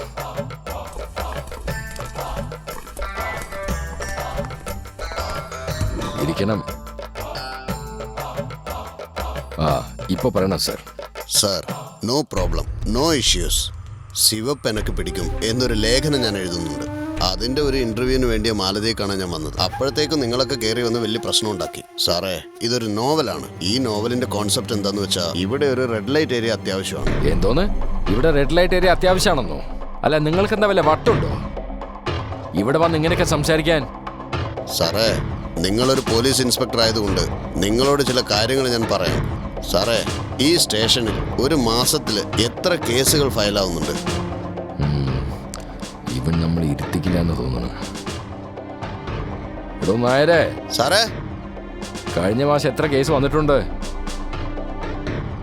മൊത്തം 178 സാറേ. 178 കേസിൽ attempt to rape, sex torture, raping and murder, kidnapping, പിന്നെ കപട പ്രേമവും, പിന്നെ അതർ സെക്സ് കേസും. ആകപ്പാടെ 145 കേസാണ് സാറേ സെക്സിൽ മാത്രമായിട്ട് ഫയലായത്. ബാക്കി 33 കേസിൽ 3 കൊലപാതകം, 20 മോഷണം, 10 ആത്മഹത്യ. സാറേ 178 കേസിൽ 145 കേസും സെക്സിനെ കുറിച്ചുള്ള കംപ്ലൈന്റ് ആണ്. നിങ്ങളുടെ ഈ സ്റ്റേഷനിൽ മാത്രം ഇത്രയും കേസുകൾ സെക്സ് സംബന്ധിച്ചാണെങ്കിൽ ഈ മുഴുവൻ കേരളവും നിങ്ങളൊന്ന് കാൽക്കുലേറ്റ് ചെയ്ത് നോക്ക്. അറ്റ്ലീസ്റ്റ് 50% എങ്കിലും സെക്സിനെ സംബന്ധിച്ചുള്ള കേസായിരിക്കും. ഇതിലെല്ലാം ഉപരി 3 വയസ്സുള്ള ഒരു LKG കുട്ടി സെക്സിനെ കുറിച്ച് കംപ്ലൈന്റ് ചെയ്തത് നമ്മുടെ ഈ കേരളത്തിലാണ് സാർ. ഇത് ഇവിടുത്തെ മാത്രം ന്യൂസാണ്. ലോകവാർത്ത എന്താന്ന് പറയട്ടെ? പറഞ്ഞോളൂ. ഇന്ത്യയിലെ കാനേഷുമാരി കണക്ക് വെച്ച് നോക്കുമ്പോൾ 40 ലക്ഷം സെക്സ് വർക്കേഴ്സ് ആണുള്ളത്. കണക്കിൽ വരാത്തത് വേറെയുമുണ്ട്. ഇവർക്ക് 1.5 കോടിയിലധികം കസ്റ്റമറുമുണ്ട്. ഈ തൊഴിൽ കാരണം ഒരു വർഷത്തിൽ 2500 കോടിയാണ് ഇതിന് കിട്ടുന്നത്. ഒരു ദിവസം 300 പെണ്ണുങ്ങളാണ് പുതിയതായിട്ട് ഈ തൊഴിലിലേക്ക് വന്ന് വീഴുന്നത്. എയ്ഡ്സ് പ്രോജക്റ്റ് എന്നൊക്കെ പറഞ്ഞ് ഒരുപാട് NGOsമാര് ഈ തൊഴിലിനെ വിശ്വസിച്ചാണ് സാറേ ഉള്ളത്. ഇതുകൂടാതെ ഇന്റർനെറ്റ് സെക്സ് സിനിമ കൊണ്ട് വർഷത്തിൽ 6000 കോടി രൂപയാണ് ബ്ലാക്ക് മണിയായിട്ട് ഇന്ത്യയിൽ വന്ന് കുമിയുന്നത്. അടുത്ത കണക്ക് ഞാൻ പറയട്ടെ, ഇന്ത്യയിൽ മാത്രം 1 കോടി എയ്ഡ്സ് രോഗികളാണുള്ളത്. വർഷത്തിൽ 5 ലക്ഷം പേർക്കാണ് ഈ രോഗം പിടിപെടുന്നത്. ലോകത്തിൽ വെച്ച് എയ്ഡ്സിന് 1-ാം സ്ഥാനം സൗത്ത് ആഫ്രിക്കയ്ക്കാണ്. 2-ാമത്തെ നാട് ഇന്ത്യയും. ഇന്ത്യ എന്തുകൊണ്ടാണ് 2-ാമതായത്? കാരണം നമ്മുടെ കേരളം തന്നെ. മുംബൈയിലും കൊൽക്കത്തയിലുമൊക്കെ സെക്സ് വയലൻസ് എന്നൊന്നില്ല സാറേ. എന്താണെന്നറിയോ? അവിടെ വ്യഭിചാരപ്പണി ലൈസൻസോടെയാണ് നടന്നുകൊണ്ടിരിക്കുന്നത്. സാറേ, അത് മുംബൈയും കൊൽക്കത്തയാണ്. മുംബൈയും കൊൽക്കത്തയൊക്കെ വിദേശത്താണ് സാറേ ഉള്ളത്. അതും ഈ ഇന്ത്യയിൽ തന്നെയല്ലേ ഉള്ളത്. എല്ലാവരും ഒത്തൊരുമയോടെ ഉണ്ടാവണമെന്ന് പറയുന്നില്ലേ? ഇതിന് മാത്രം എന്തിനാ സാറേ നിങ്ങൾ വേർതിരിക്കുന്നത്? എന്ന് വെച്ചാ വ്യഭിചരിക്കുന്നത് തെറ്റല്ല എന്നാണ് പറയുന്നത്. സാറേ, ഒരിക്കലും അത് ഞാൻ പറയില്ല. കൺട്രോൾ ചെയ്യണമെന്ന് പറയുന്നുള്ളൂ. ഇത് നിങ്ങൾ കൺട്രോൾ ചെയ്തില്ലെങ്കിൽ bus stand, park, beach, theatre, massage club ഇങ്ങനെയുള്ള എല്ലാ സ്ഥലങ്ങളിലും ഈ തൊഴിൽ നടന്നുകൊണ്ട് തന്നെ ഇരിക്കും. സാറേ, സിറ്റിയിലുടനീളം ശൗചാലയമുള്ളത് കൊണ്ടാണ് സിറ്റി നാറാതിരിക്കുന്നത്. മലമൂത്രം പോലെ തന്നെ ഈ സെക്സും ഒരുതരം ശാരീരിക രോഗമാണ്. നാട്ടിൽ ശൗചാലയം ഇല്ലെങ്കിലേ നാട് തന്നെ നാറിപ്പോവും സാറേ. പണി കിട്ടിയെന്നാ തോന്നുന്നത്. വ്യഭിചാരി, വേശ്യ, പൊലയാടി, ദേവദാസി എന്നൊക്കെ ഇവർക്ക് ഒരുപാട് പേരുകളുണ്ട്. എന്ത് മറുപടി പറയണ? ഇതൊക്കെ ഗവൺമെന്റ് പ്രശ്നമല്ലേ സാറേ? മുല്ലപ്പെരിയാർ, നീനുവിന്റെ വധക്കേസ്, ഇങ്ങനെ ഗവൺമെന്റിന് ഒരുപാട് പ്രശ്നങ്ങളുണ്ട്. ഇത് ജനങ്ങളുടെ പ്രശ്നമാണ്. എവിടെ പോയി ജനങ്ങളൊക്കെ? ഞങ്ങൾ തന്നെയാണ് ജനങ്ങൾ. സാറേ എനിക്ക് BP കൂടുന്നുണ്ട്. അല്ല, ഒരു കാര്യം കൂടി ഞാൻ പറയാം, അതുകൂടെ കേൾക്കൂ. കേറിയ BP താഴോട്ട് ഇറങ്ങിക്കോളൂ. പറയണം സാറേ. ഗവൺമെന്റ് തന്നെ ബീവറേജ് തുടങ്ങിയതുകൊണ്ട് വാറ്റ് ചാരായം ഇല്ലാതായതുപോലെ ഈ തൊഴിലിനൊരു അംഗീകാരം കിട്ടുവാണെങ്കിൽ നഗരം കുറച്ചുകൂടെ നന്നാവും. സെക്സ് രോഗങ്ങൾ ഒരുപാട് കുറയും, ബലാത്സംഗങ്ങൾ ഇല്ലാതെയാവും, വ്യഭിചാരികൾ എല്ലാവരും സുരക്ഷിതരാവും, പെൺവാണിഭം കുറയും, ഓൺലൈനുകൾ മുഖാന്തരമുള്ള അഴിമതികൾ കുറയും, ചോരക്കുഞ്ഞുങ്ങളെ ഉപേക്ഷിക്കുന്ന പ്രവണത കുറയും. മാത്രമല്ല നിങ്ങളെപ്പോലെയുള്ളവരുടെ ശല്യവും കുറയും സാറേ.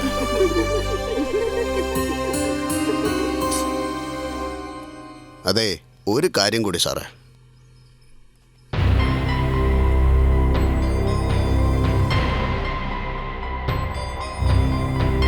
മിക്ക സ്ഥലങ്ങളിലും വ്യഭിചാര ജോലി ചെയ്യുന്ന പെണ്ണുങ്ങളില്ലെന്നാണ് അറിവ്. അങ്ങനെ ഉണ്ടായാൽ തന്നെ വിരലിൽ എണ്ണാവുന്ന പെണ്ണുങ്ങൾ മാത്രമേ ഉള്ളൂ എന്നാണ് കണക്ക്.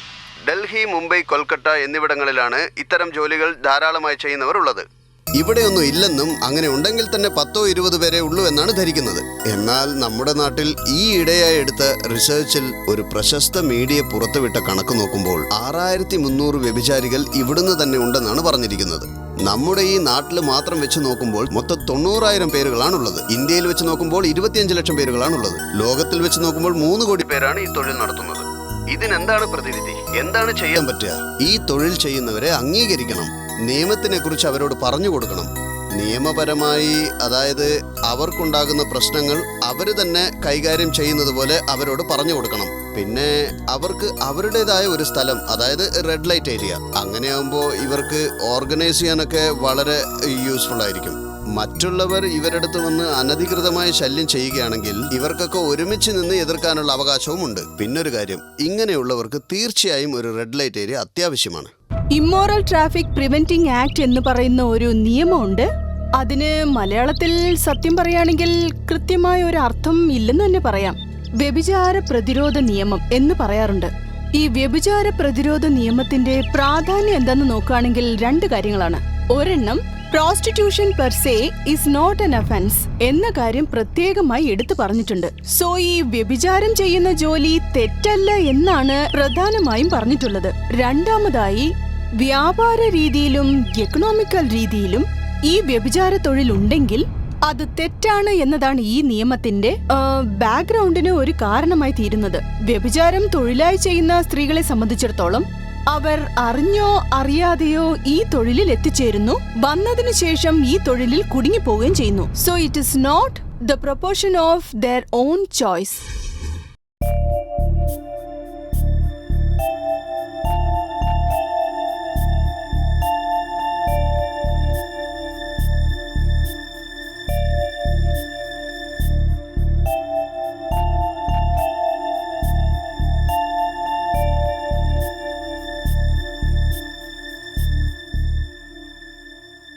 ഇതൊക്കെ എങ്ങനെയുണ്ട്? എല്ലാരും ഗ്രൂപ്പായിട്ട് വന്നിരിക്കുകയാണല്ലേ.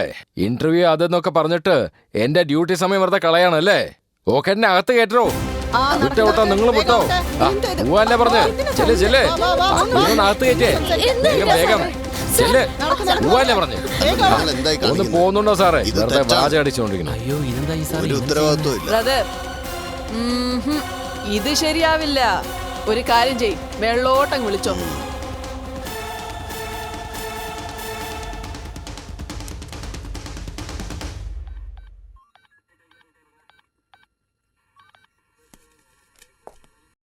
എല്ലാറ്റിനും അകത്ത് കയറ്റേ. വേഗം വേഗം ചെല്ലേ. എന്നോടാ കളിയേ. അല്ല, നിങ്ങൾക്ക് ഇനി പോവാറായില്ലേ? സാറ് ലൈനിലുണ്ട്. ഏത് സാറാണാവോ? സംസാരിക്കേ. എടോ, ഞാൻ IG ആണ്. Sir, good morning sir. എടോ, അവനൊരു പ്രശ്നക്കാരനാണ്. എനിക്ക് വളരെ വേണ്ടപ്പെട്ടവനാ. അയാൾ ശരി, എന്ത് സർ. ചോദിച്ചാലും സമ്മതിച്ചു കൊടുത്തേക്ക്. Okay, sir. ഇല്ലെങ്കിൽ പിന്നെ നമുക്കായിരിക്കും ഓക്കേ. തലവേദന. ഫോൺ അദ്ദേഹത്തിന് എടുത്ത് കൊടുത്തേ. പറയൂ സാറേ. ഹലോ സാർ, ഇൻസ്പെക്ടറോട് ഒക്കെ ഞാൻ പറഞ്ഞിട്ടുണ്ട് സാറേ. No problem, you continue. Okay, thank you. നേരിട്ട് വന്ന് ഞാൻ കാണുന്നുണ്ട് സാർ. എന്താ സാർ, ഐജിനെ പരിചയമുണ്ടെന്ന് ഒരു വാക്ക് പറയാൻ നിങ്ങൾ പറ്റില്ലേ? ചോദിച്ചില്ലല്ലോ.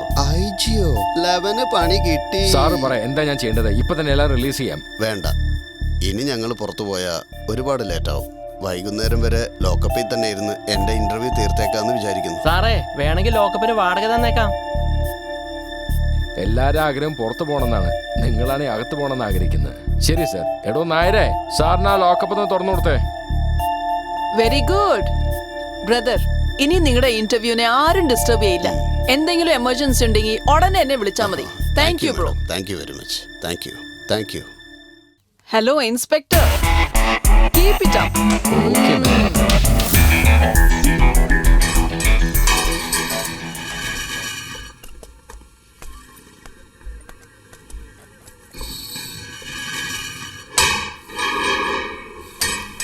സാറേ, ഒരു കാര്യം, വൈകുന്നേരത്തിനുള്ളിൽ ഇന്റർവ്യൂ തീർത്തേക്കാം. ഞങ്ങളുടെ തീരുമാനം തെറ്റോ ശരിയോ എന്ന് ശരിക്കിരുന്നൊന്ന് ആലോചിക്കും സാറേ.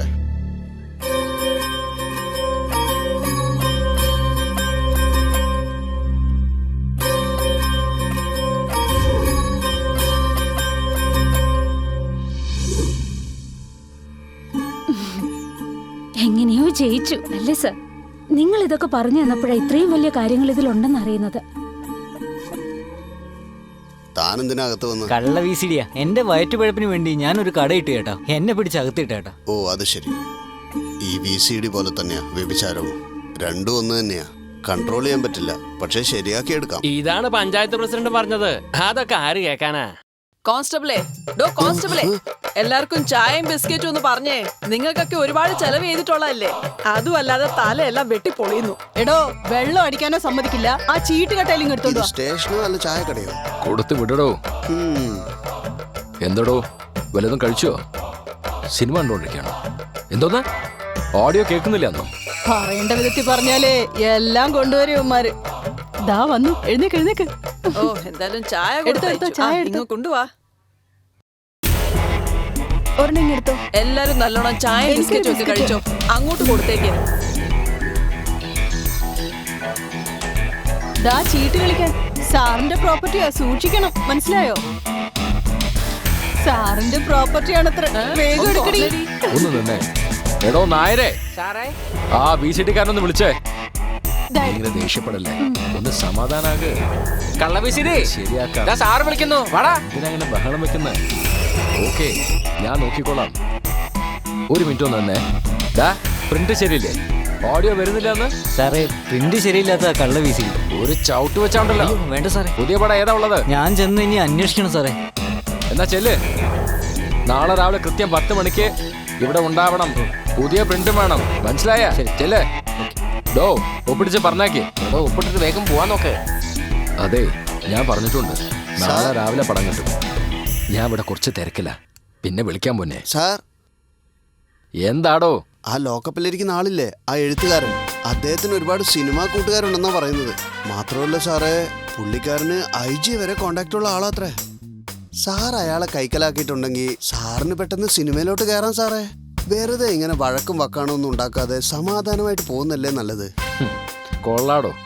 ശരിയാ സാറേ. ഇപ്പൊ നമ്മൾ പോയി അവസരം ചോദിച്ചാലേ അവനങ്ങ് കേറും. കുറച്ചുകൂടി കഴിയട്ടെ.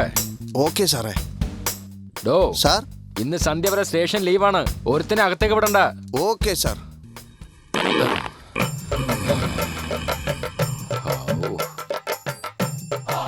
മോളെ, അന്നൊരു രമേശ് എന്ന് പറഞ്ഞ ചെറുക്കൻ വന്നില്ലേ, അയാളെ പറ്റി ഇങ്ങേരുടെ അടുത്ത് പറ.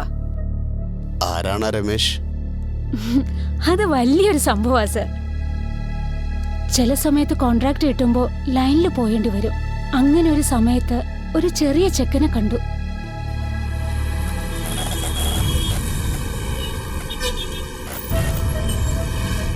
ലോഡ്ജിനേക്കാളും ഇവിടെയാണ് സാറേ നല്ലത്. പണം ഇച്ചിരി കൂടുതലായാലും ഒക്കെ നമ്മളെ സെറ്റപ്പാ. സ്വീറ്റ് കട വെച്ചിരുന്ന ആളാ, കണ്ണ് രണ്ടും അടിച്ചുപോയി. സ്വന്തം വീടാ. ഈ തൊഴിൽ തുടങ്ങാൻ ഞാനാ പറഞ്ഞു കൊടുത്ത്. പണം ഒന്നും നോക്കണ്ട സാറേ, നമ്മളൊക്കെ ഒരു കുടുംബമായില്ലേ.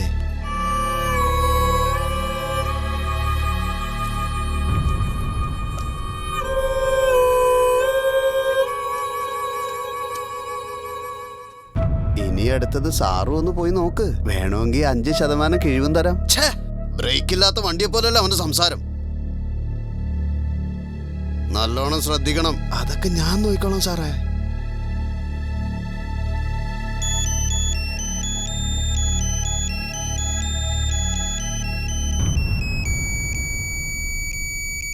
എന്താ സാറേ?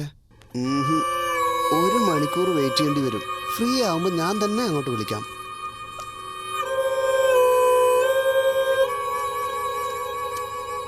പക്കോട വേണ്ടെന്നേ, ഇനി ജിലേബി മതി.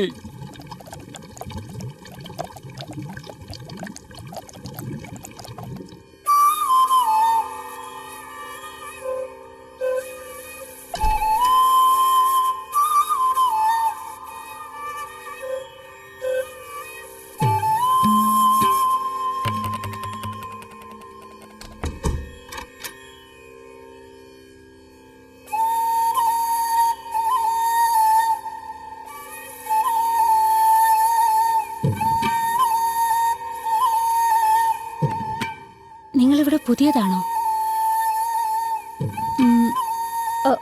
ഈ ലൈറ്റ് വേണമെങ്കിൽ ഓഫ് ചെയ്യാം കേട്ടോ.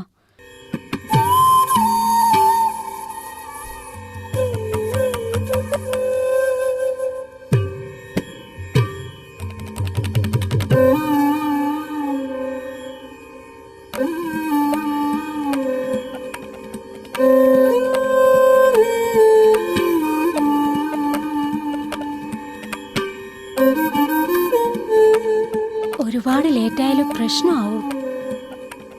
അവരല്ലേ എല്ലാം തീരുമാനിക്കുന്നത്.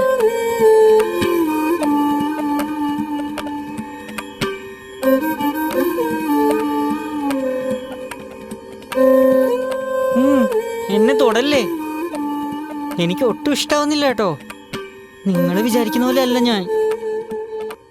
ദയവ് എന്നെ ഒന്നും ചെയ്യരുതേ.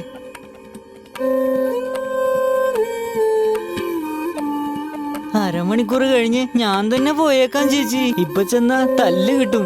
പ്ലീസ് ചേച്ചി, എന്നെ പറഞ്ഞു കേൾക്കല്ലേ ചേച്ചി. പ്ലീസ് ചേച്ചി, പ്ലീസ് ചേച്ചി.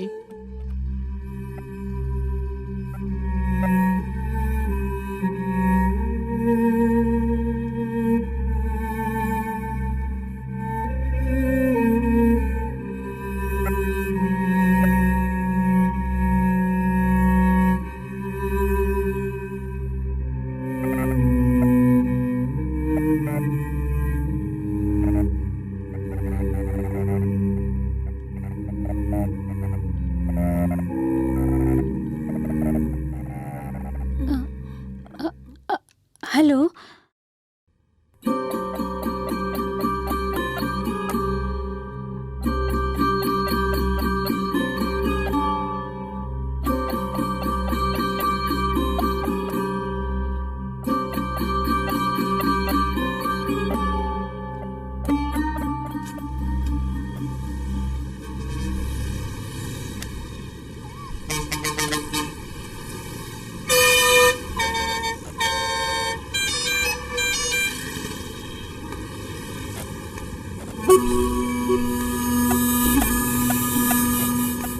അച്ഛാ, അച്ഛാ, അച്ഛാ.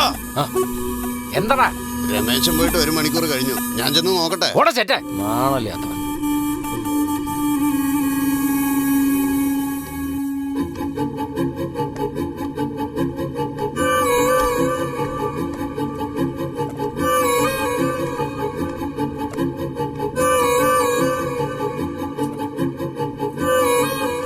അമ്മാവാ, ഇവിടെ ഒരുത്തൻ ഉണ്ടായിരുന്നല്ലോ, അവനോടെ പോയി? അവൻ ജിലേബി വാങ്ങാൻ പോയിരിക്കുക.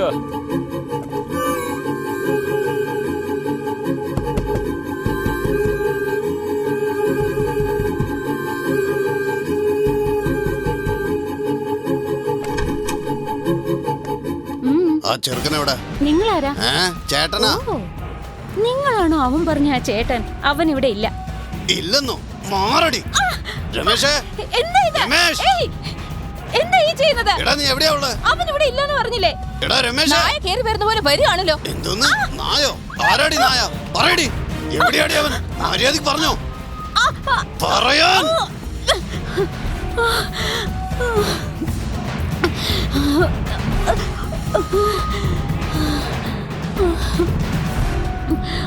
അവൻ എവിടേക്കാണോ പോവേണ്ടത് അങ്ങോട്ട് തന്നെ പോയിട്ടുണ്ട്.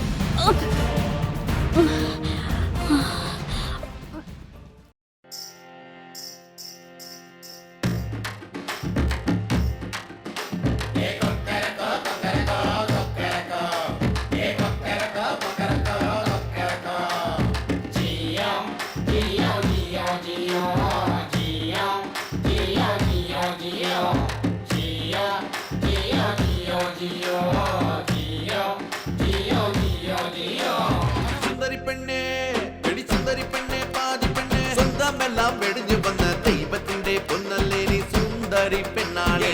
ഞാനഴകും നീ ഒരു പെണ്ണഴകും കൂടിയ സുന്ദരി പെണ്ണേ, എടി സുന്ദരി പെണ്ണേ, പാതി പെണ്ണേ, സ്വന്തമെല്ലാം വെടിഞ്ഞു വന്ന ദൈവത്തിന്റെ പൊന്നല്ലേ നീ സുന്ദരി പെണ്ണാളെ. ദൈവത്തിനും വേണ്ടവള എന്നെന്നും വാഴുക നീ.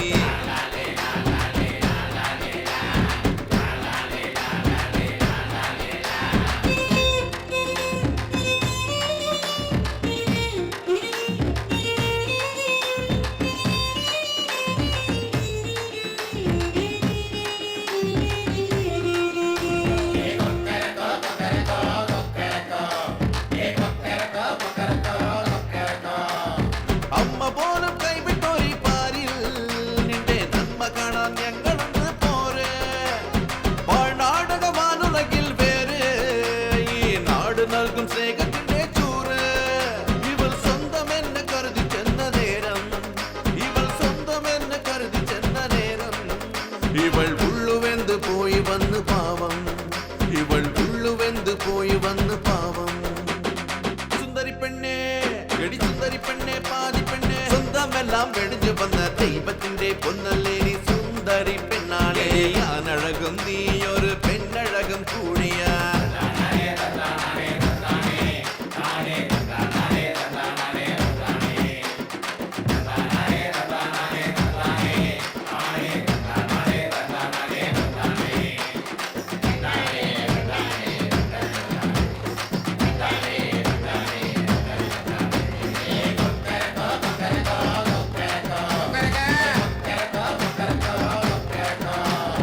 ജീവിതത്തെ കൊണ്ടുപോയിടണം, ഇനി കൈയടിച്ച് കാശ് വാങ്ങിടണം. മാനത്തിനും മേലെയാണ് ജീവൻ, മേലെ മാനത്തിലെ ദൈവമുണ്ട് കാവൽ. നീചരായ മനുഷ്യരുടെ കണ്ണിൽ, ഈ നീചരായ മനുഷ്യരുടെ കണ്ണിൽ ദൈവമുണ്ട് കാവലായി നമുക്ക്, എടി ദൈവമുണ്ട് കാവലായി നമുക്ക്. സുന്ദരി പെണ്ണേ, എടി സുന്ദരി പെണ്ണേ, പാതി പെണ്ണേ, സ്വന്തമെല്ലാം വെടിഞ്ഞു വന്ന ദൈവത്തിന്റെ പൊന്നല്ലേ നീ സുന്ദരി പെണ്ണാളെ. ഞാനഴകും നീ ഒരു പെണ്ണഴകും കൂടിയാ.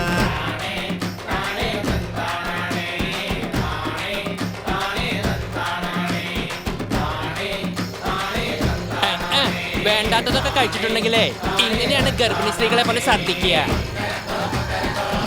അല്ല ഇതേതാണ് ശബി? ഏതോ കസ്റ്റമർ ആണ് കേട്ടോ. ഹായ് മേനകി. അവളുടെ അമ്മൂമ്മയുടെ മേനക. ദാ, ആരാ നിങ്ങളൊക്കെ? എവിടെടാ എന്റെ മോൻ? എന്ത് ചേട്ടാന്നോ? ആരാടോ താൻ? മര്യാദക്ക് സംസാരിച്ചില്ലെങ്കിലേ പല്ലൊന്നും കാണില്ല കേട്ടോ. ചേച്ചി, ഇവരാണ് ഗണേശന്റെ അച്ഛനും ചേട്ടനും. ഓ, ഇതാണോ ആ മുതലുകള്? എന്താടോ, തനിക്ക് മകനെ കാണണോ? കണ്ടോ, നല്ലോണം നോക്കിക്കോ. ഇതാ മോൻ, മകനല്ല സുന്ദരിയായ പെണ്ണ്. രമേശ് അല്ല, കാർത്തിക. എടാ മോനെ, എന്താണ് അതൊക്കെ? എന്ത് കോലാണത്? ഞാൻ അണിഞ്ഞൊരുങ്ങി നിൽക്കുവാ. എന്റെ മോനെ ഇങ്ങനത്തെ ഒരു അവസ്ഥയിലാക്കിയ നിങ്ങളൊന്നും വെറുതെ വിടില്ല ഞാൻ. എല്ലാറ്റിനും കത്തിച്ചു കളയും ഞാൻ. കാണോ? നാക്ക് പിഴുതെടുക്കും ഞാന്. എന്തുവാണ് പേര്? സത്യവാൻ. ഇതെന്തോന്ന് ചവറ് പേര്? ചെയ്യുന്നതെല്ലാം തെറ്റാണല്ലോ. താൻ ഏത് സമയത്ത് ഉണ്ടാക്കിയത്?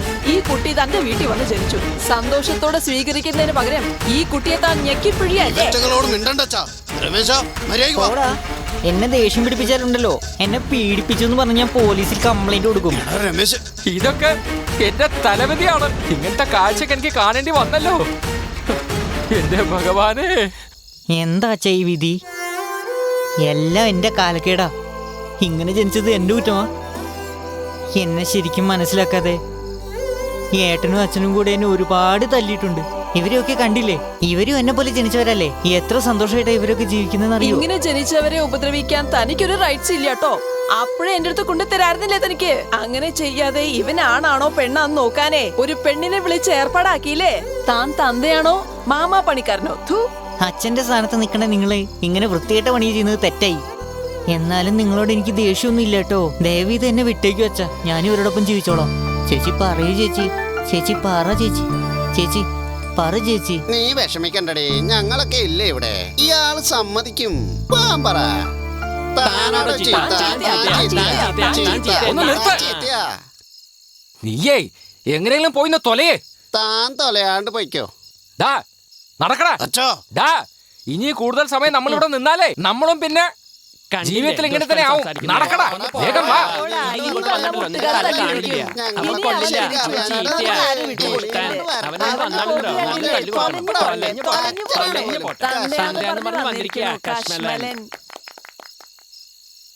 വളരെ നന്ദി ചേച്ചി.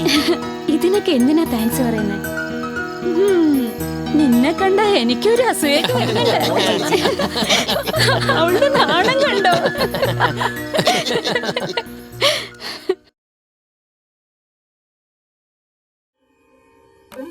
എന്തു പറയാനാ അവനെ?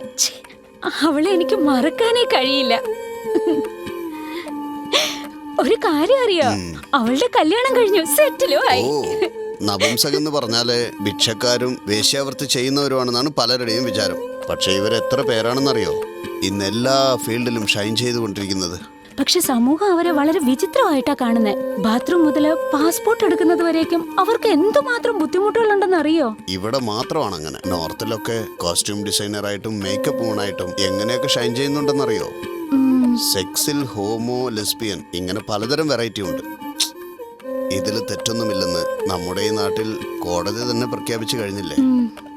അംഗീകരിക്കുന്നുണ്ടോ ഇല്ലയോ, അതാണ് സത്യം. Sorry for the disturbance. നിങ്ങൾ കണ്ടിന്യൂ ചെയ്തോ. എന്താ സാർ? വേണ്ട വേണ്ട, അവിടെ നിന്നോളൂ. എന്നെ തെറ്റിദ്ധരിക്കരുത്, എനിക്ക് നിലത്തിരിക്കാൻ കഴിയില്ല. കുഴപ്പമില്ല സാർ. ശരി സാർ, ശരി സാർ. സാറ് നടന്നതൊക്കെ മറക്കണം. ഇപ്പോഴാണ് ഞാൻ സാറിനെ കുറിച്ച് അറിഞ്ഞത്. സാറേ, പോലീസ് ജോലിയാണെങ്കിലും കുട്ടിക്കാലം തൊട്ട് കലയോടാണ് എനിക്ക് കൂടുതൽ താല്പര്യം. പാർട്ട് ടൈമായി സിനിമയിലൊക്കെ ശ്രമിക്കാറുണ്ട്. പിന്നെ മനസ്സിൽ തോന്നിയ കവിത എഴുതി വെക്കുകയും ചെയ്യും. ഞാനൊന്ന് വായിച്ച് കേൾപ്പിക്കാം, സാറൊന്ന് കേട്ടു നോക്കൂ. Sir thank you sir. പ്രേമം പൂത്തൊലിഞ്ഞു. ഇതാണ് സർ ടൈറ്റിൽ. നിന്റെ കണ്ണിൽ ഞാനും എന്റെ കണ്ണിൽ നീയും നോക്കി. നീ എന്നെ നോക്കിയപ്പോൾ ഞാനും നിന്നെ നോക്കി. അങ്ങനെ തമ്മിൽ തമ്മിൽ നോക്കി. എന്തിനാ നോക്കിയത് ഇതുവരെ മനസ്സിലായിട്ടില്ല.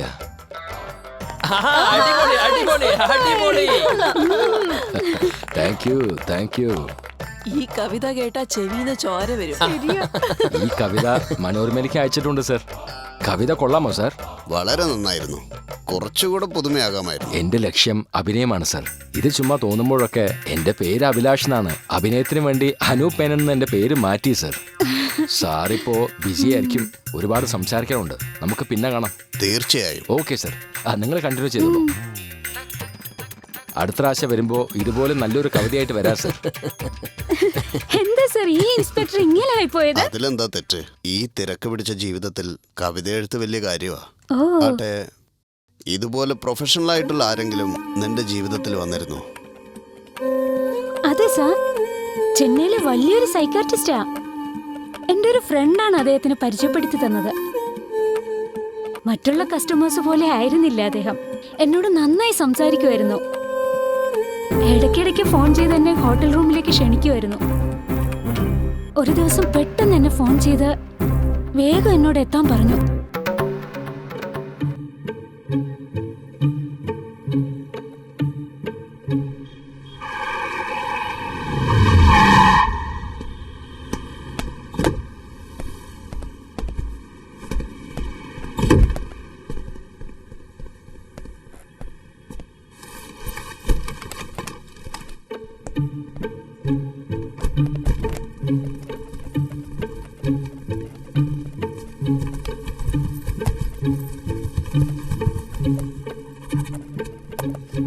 Sir, you're always welcome.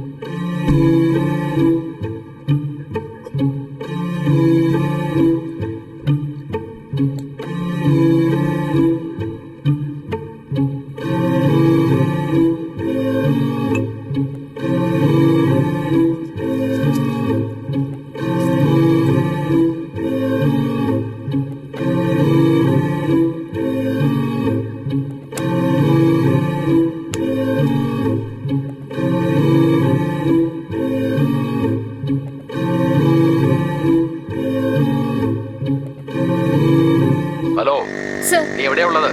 അങ്ങോട്ട് തന്നെ പോയിട്ടുണ്ട്.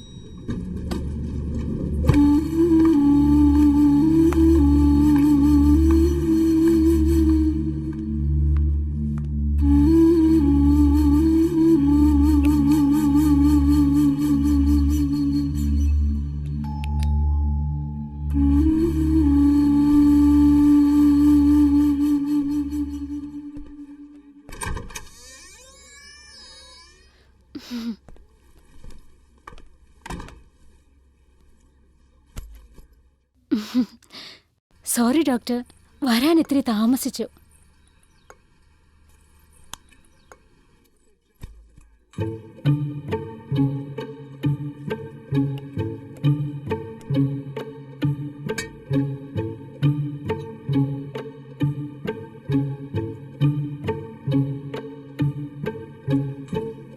വീട്ടിൽ എന്തെങ്കിലും പ്രശ്നമുണ്ടോ ഡോക്ടർ? വീടെന്ന് പറഞ്ഞാൽ തന്നെ പ്രശ്നമല്ലേ?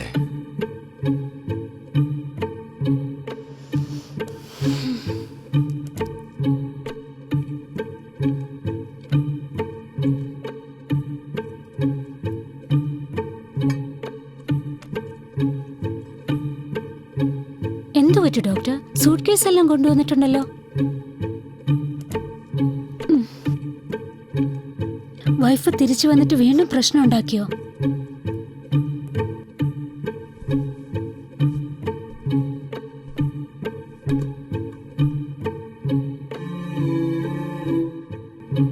ഇനി ഈ നാട്ടിൽ താമസിക്കാൻ എനിക്ക് താല്പര്യമില്ല, അതിന് കഴിയൂല. അതുകൊണ്ട് എങ്ങോട്ടെങ്കിലും പോവാൻ തീരുമാനിച്ചു.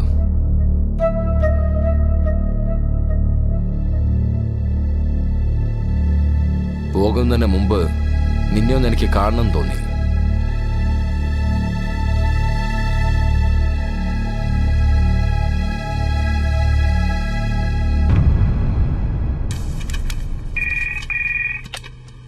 ഹലോ, സുരേഷ് ആണോ?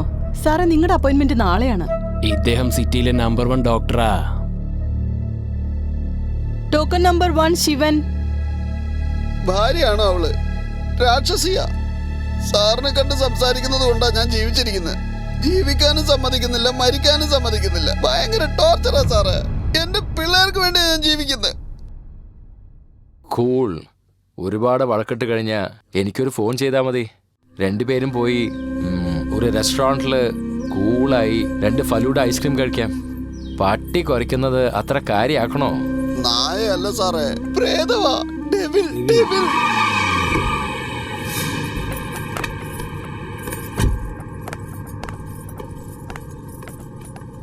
എക്സ്ക്യൂസ് മീ മാം, അകത്ത് പേഷ്യന്റ് ഉണ്ട്.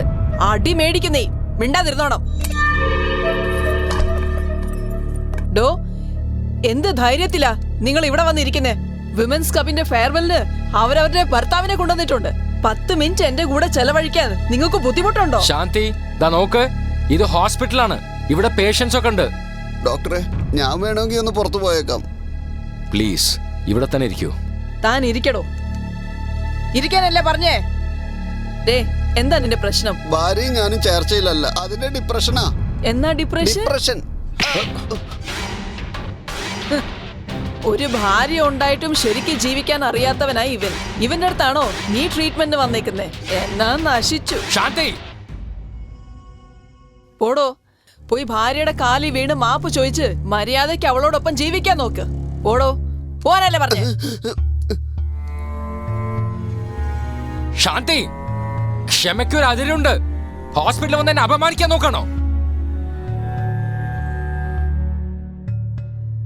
ആരാടോ തനിക്ക് ആശുപത്രി ഉണ്ടാക്കിയത്? അതെല്ലാമേ എന്റെ കാശ.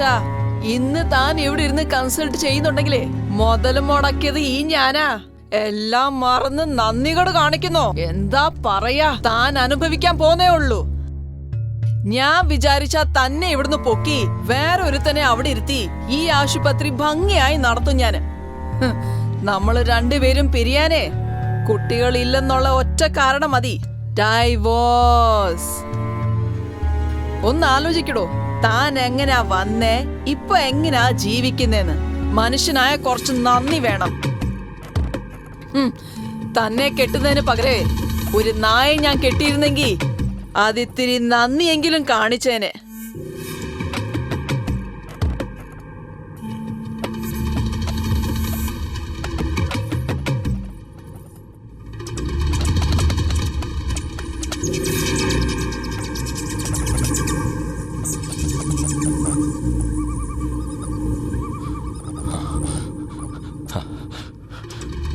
ഈ സിറ്റിയിലത്തെ നമ്പർ 1 ഡോക്ടറാ ഞാൻ. എത്രയോ മാനസിക രോഗികളെ ചികിത്സിച്ച എനിക്ക് എൻ്റെ ഭാര്യയെ ചികിത്സിക്കാൻ എനിക്ക് കഴിഞ്ഞില്ല. അവളുടെ അസുഖത്തിന്റെ പേരെന്താണെന്ന് അറിയോ? കാശിന്റെ കൊഴുപ്പ്. എന്റെ ബുദ്ധിയെ ചെരുപ്പ് കൊണ്ട് അടിക്കണം.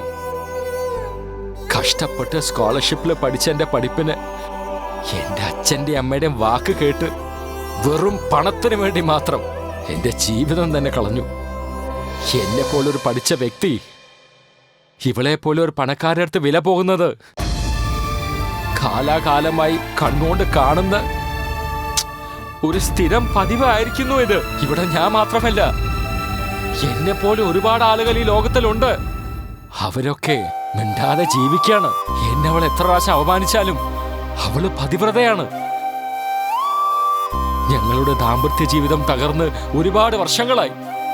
അറിയാതെ ഞാൻ അടുത്ത് പോയ അവളൊരു മുതലാളിയും ഞാനൊരു ജോലിക്കാരൻ എന്ന ചിന്തയാണ് അലട്ടിക്കൊണ്ടിരുന്നത്. 4 മതിൽക്കെട്ടിനകത്ത് അവളെ എപ്പോഴും എന്നെ അനാവശ്യമായി പറയൂ. അതൊക്കെ ഞാൻ സഹിച്ചിട്ടുണ്ട്. എന്നാൽ ആസ്പത്രിയിൽ വന്ന് പേഷ്യന്റെ മുമ്പിൽ വെച്ച് അവളെന്നെ അപമാനിച്ചത് എനിക്കത് സഹിക്കാൻ കഴിഞ്ഞില്ല.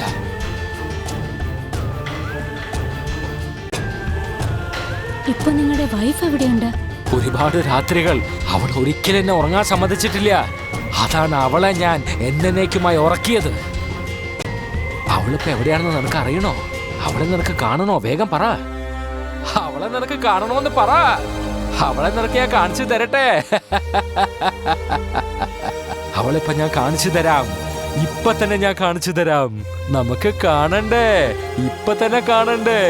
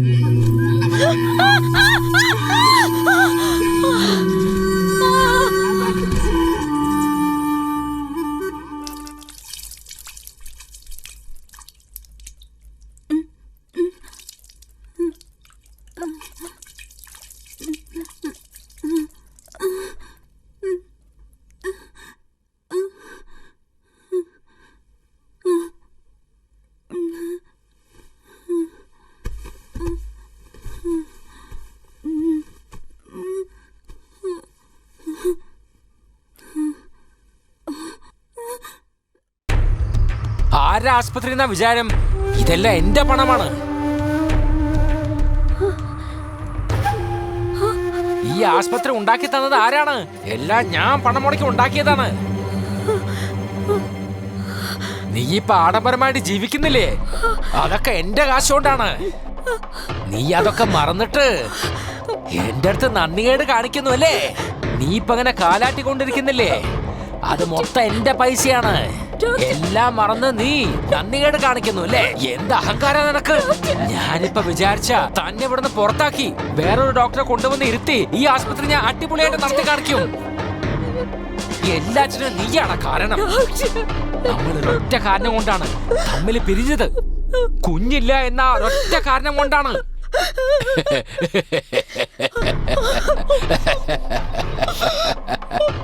ഞാൻ വിചാരിച്ചാൽ നിന്നെ ഇവിടുന്ന് ചവിട്ടി പുറത്താക്കി വേറൊരു ഡോക്ടറെ കൊണ്ടുവന്ന് ഇരുത്തി അടിപൊളിയായിട്ട് ഞാൻ ആസ്പത്രി നടത്തും.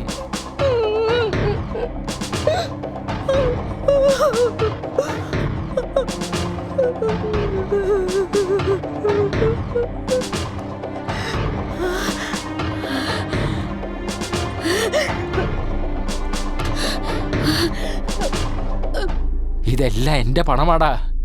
ഈ കസാരയില് കാലട്ടിക്കൊണ്ടിരിക്കുന്നില്ലേ? അതെല്ലാം എന്റെ പണമാണ്.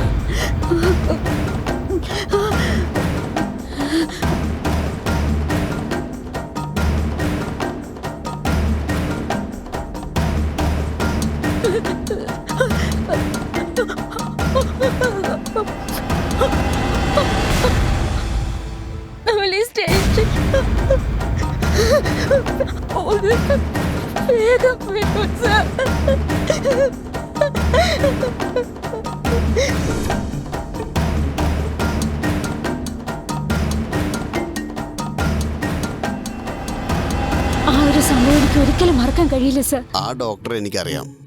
അയാളെ കുറിച്ച് ഞാൻ പത്രത്തിൽ വായിച്ചിരുന്നു. ഒരു സൈക്യാട്രിക് ഡോക്ടർ തന്നെ സൈക്കോ ആയല്ലേ?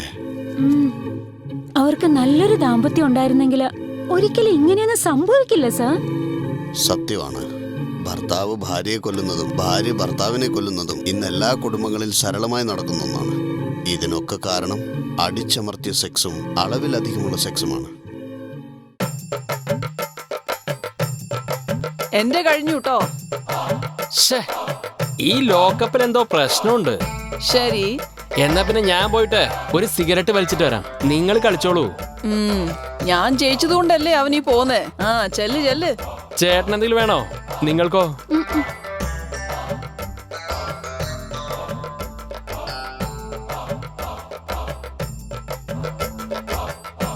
സാറേ, എന്താ വൈകി ഭക്ഷണം കഴിക്കുന്നേ? എടോ, കഴിപ്പിക്കാൻ എവിടെ സമ്മതിക്കുന്നത്?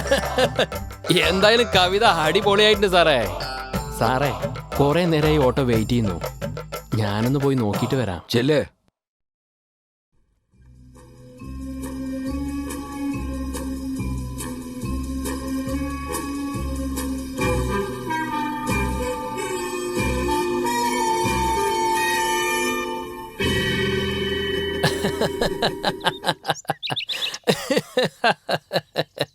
ഒരു ഉപയോഗമില്ല ചേട്ടാ.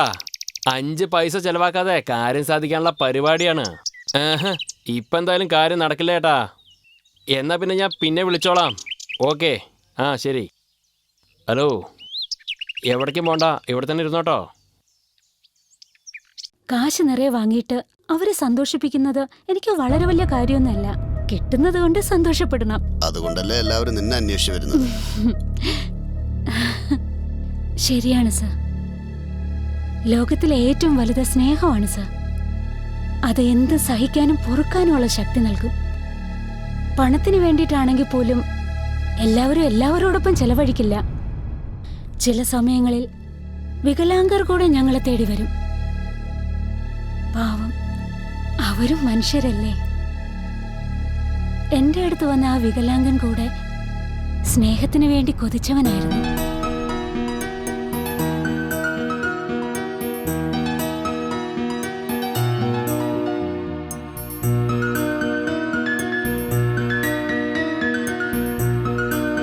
നിങ്ങൾ ഭയങ്കര സുന്ദരിയാട്ടോ.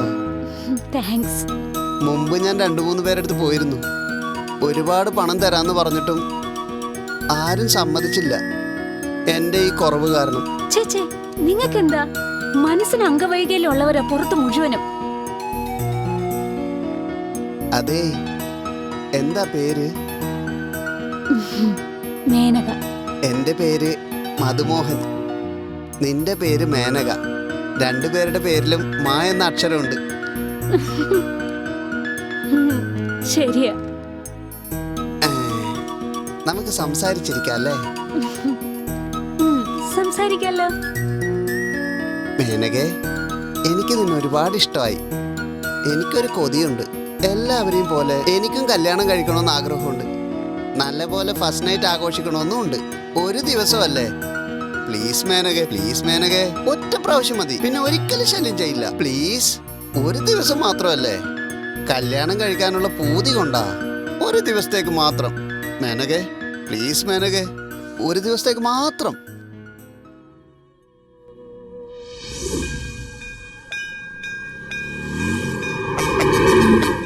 എന്റെ കാവിലമ്മേ, ഇവളെ എന്റെ ഭാര്യയായിട്ട് കിട്ടുവാണെങ്കിൽ അമ്പലപ്പണിക്ക് ഞാൻ 10 ചാക്ക് സിമെന്റ് മേടിച്ചു തരാം.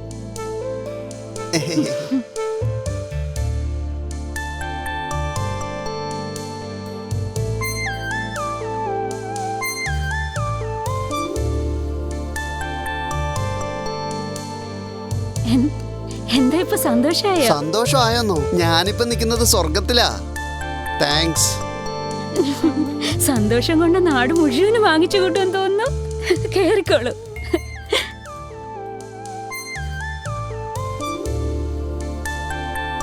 പോവല്ലേ ചേട്ടാ? അനുരാഗലോലഗാത്രി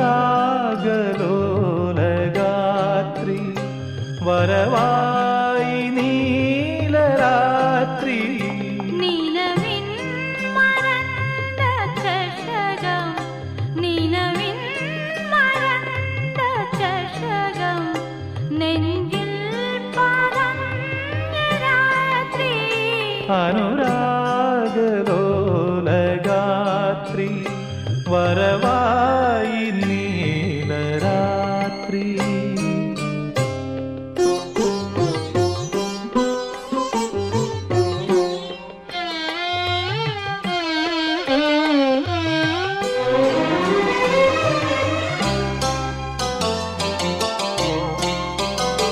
ലയലാസ്യ കലാകാന്തി സഖി നിന്റെ രൂപമേന്തി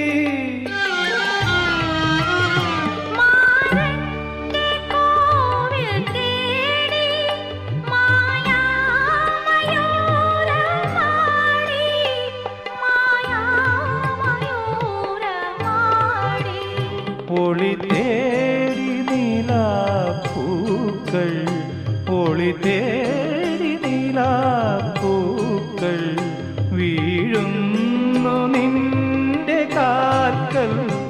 അനുരാഗലോലഗാത്രി വരവായി നീലരാത്രി.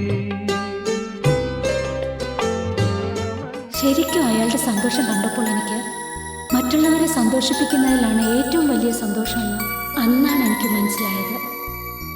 അങ്ങനെയുള്ള ആളുകളുടെ ആഗ്രഹം നിറവേറ്റാൻ എൻ്റെ ജീവിതത്തിലെ ഏറ്റവും വലിയ ഭാഗ്യമെന്ന് വിചാരിക്കുന്നു.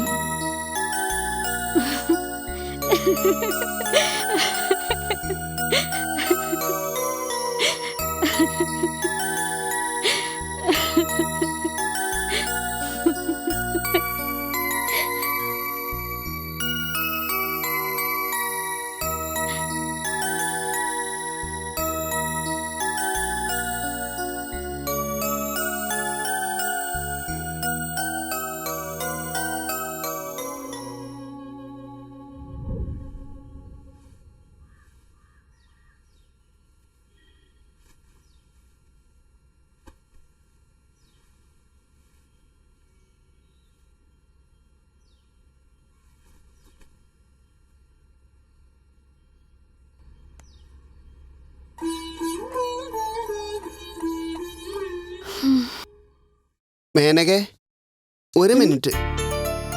നിനക്ക് ഇഷ്ടമാണെങ്കിൽ പ്ലീസ്. നീ എന്താ പറയാൻ പോകുന്നതെന്ന് എനിക്കറിയാം. നിന്നെ അത്രയ്ക്ക് ഇഷ്ടമുണ്ടെങ്കിൽ ഈ താലി കഴുത്തിലിട്ടേക്കെന്നല്ലേ ഞാൻ നിന്നെ ഭാര്യയായി സ്വീകരിച്ചോളാം എന്നൊക്കെയല്ലേ പറയാൻ പോകുന്നേ. ഇങ്ങനത്തെ ചിന്തകളൊക്കെ മനസ്സിൽ നിന്ന് മാറ്റിക്കോ. നമ്മൾ രണ്ടുപേരും ഒരു കണക്കിന് വ്യത്യാസമില്ലാത്തവരാ. തമ്മിൽ തമ്മിൽ സന്തോഷിച്ചു, അത്രേ ഉള്ളു കാര്യം.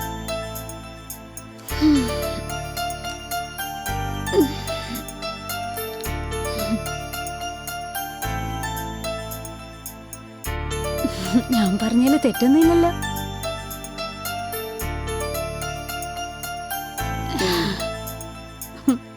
കാവിലമ്മേ, ചതിച്ചല്ലോ. വികലാംഗവർക്ക് ജോലിയോ പണമോ അതൊക്കെ കിട്ടിയാൽ മാത്രം മതിയെന്നാണ്. എന്നാലും അവര് നമ്മളെ പോലെയുള്ള മനുഷ്യരല്ലേ. ഇവിടെയുള്ളവരൊക്കെ അതെന്തുകൊണ്ടാ മനസ്സിലാക്കാത്തത്? ഒരു വികലാംഗയായ പെണ്ണിന് മാത്രമേ കല്യാണം കഴിക്കാവൂ എന്ന് വെച്ചാൽ ആ രീതി ശരിയല്ല. കുറെ ആൾക്കാര് ശരിക്കും ജീവിക്കാതെ തന്നെ മരിക്കുന്നു. പകരം ഇതുപോലെയുള്ളവർക്ക് ജീവിതം കൊടുത്താൽ പുണ്യമെങ്കിലും കിട്ടും.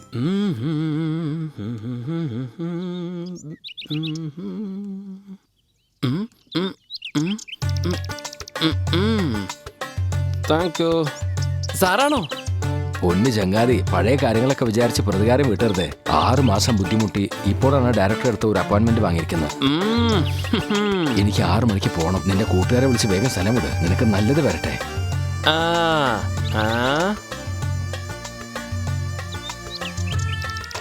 തൽക്കാലം നീ ഇത് കയ്യിൽ വെക്ക്. ഇതിൽ 5000 ഉണ്ട്, സ്നേഹത്തോടെ തരുന്നതാ. എപ്പോഴും അങ്ങോട്ട് വാങ്ങിച്ചല്ലേ ശീലമുള്ളൂ അല്ലേ? ആദ്യമായിട്ടാവും ഇങ്ങോട്ട്. എന്നാ പിന്നെ ഇനി കണ്ടോളൂ. കാര്യം കാണണമെങ്കിൽ കഴുതക്കാലം പിടിക്കണമെന്ന് പറഞ്ഞത് എത്ര ശരിയാണ്. മോഡ്കോം 2020 ഒരു വെബ്സൈറ്റ് ഉണ്ട്. 2020 ഒരു മനുഷ്യന്റെ ഏറ്റവും വലിയ പ്രശ്നം എന്താണെന്ന് അറിയണോ? പ്രൈവസി. ഒരു മനുഷ്യന്റെ സ്വാതന്ത്ര്യം. നിങ്ങളൊക്കെ എവിടെ പോയാലും അവിടെ മൊബൈൽ ക്യാമറയും ഉണ്ടാവും. ബാത്റൂമിൽ വെക്കോ ചേട്ടാ? തീർച്ചയായിട്ടും. നന്നായി മോളെ. ഇത്രയും പ്രശ്നത്തിനിടയ്ക്കും നമ്മുടെ ഈ ഇന്റർവ്യൂ വളരെ ഭംഗിയായിട്ട് തന്നെ നടന്നു. ചേട്ടാ അവിടെ ഇൻസ്പെക്ടർ ഉണ്ട്. ശരിയാ സർ, പാവം. നമുക്ക് പോവാം. മമ്മി പോവാം. വേഗം എഴുന്നേക്ക്, ശരി, സമയായി. വാ, പോവാം. പോകാൻ പറ്റില്ല. എഴുന്നേക്ക്. വേഗം എഴുന്നേക്ക്. വാ വാ. തടിയനിരുന്ന് ഉറങ്ങുന്നുണ്ടോ? സാറേ, സാറേ, അങ്ങോട്ട് നീങ്ങി കിടക്കടേ. ഏതു നേരം ഭാര്യയുടെ ഓർമ്മയാ. സാറേ, എന്താ? സോറി സർ, ഒന്ന് മയങ്ങിപ്പോയി. വേണ്ട സാറേ, ഞാനാണ് സോറി ചോദിക്കേണ്ടത്. നിങ്ങൾ ഒരുപാട് ബുദ്ധിമുട്ടില്ല കുഴപ്പമില്ല sir. Anyway thank you very much. Okay sir. വളരെ നന്ദി ഓക്കെ സർ. ഓക്കെ. സർ, മനസ്സിലൊന്നും വെക്കണ്ട. ഞാൻ പിന്നെ നിങ്ങൾക്ക് ഫോൺ അത് ചെയ്യാം. സാരില്ല, ചെയ്തോളൂ. സാർ, നിങ്ങൾ പറഞ്ഞത് കേട്ട് ആലോചിച്ച് ഞാൻ അങ്ങനെ മയങ്ങിപ്പോയി. ഒരു പോലീസായ ഞാൻ ഈ പ്രശ്നത്തെ കുറിച്ചൊരു കാര്യം പറഞ്ഞോട്ടെ. സാറിന് അതിന് വിരോധം ഉണ്ടാവില്ല എന്ന് തോന്നുന്നു. നിങ്ങൾ പറയണം സാർ. ഒരു പോലീസ് ഓഫീസറായി മാത്രമല്ല, നല്ലൊരു കുടുംബത്തിന്റെ നാഥനായിട്ടുമാണ് ഞാൻ പറയുന്നത്. ലൈംഗികതയും അതിൻ്റെതായിട്ടുള്ള പഠനത്തെക്കുറിച്ചും ഈ സമുദായത്തിന്റെ ആവശ്യത്തിന് വേണ്ടി പല വർഷങ്ങൾക്ക് മുമ്പ് ഞാനൊരു കവിത എഴുതിയിരുന്നു. നിന്റെ കണ്ണിൽ ഞാനും, നീ എന്നെ നോക്കിയപ്പോൾ ഞാനും നിന്നെ നോക്കി, അങ്ങനെ തമ്മിൽ തമ്മിൽ നോക്കി. എന്തിനാ നോക്കിയത് ഇതുവരെ മനസ്സിലായിട്ടില്ല.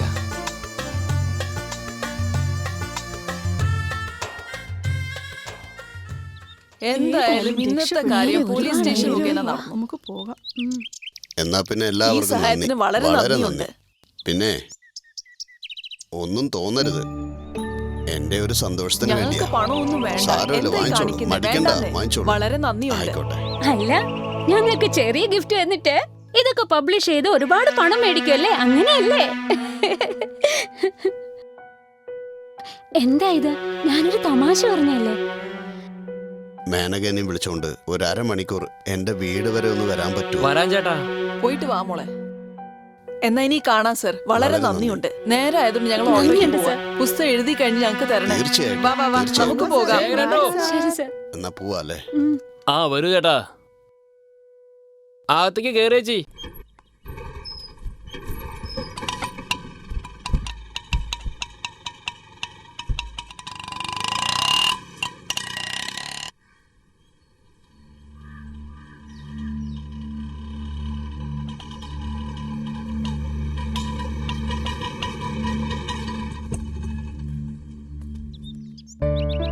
ചേട്ടാ ഇത് തന്നെയല്ലേ വീട്?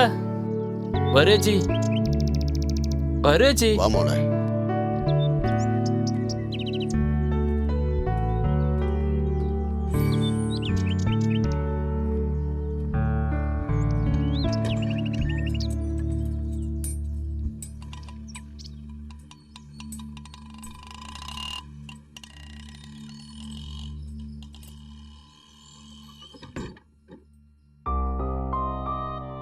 രണ്ടുപേരും ഇരിക്കെ, ഞാനിപ്പോ വരാം.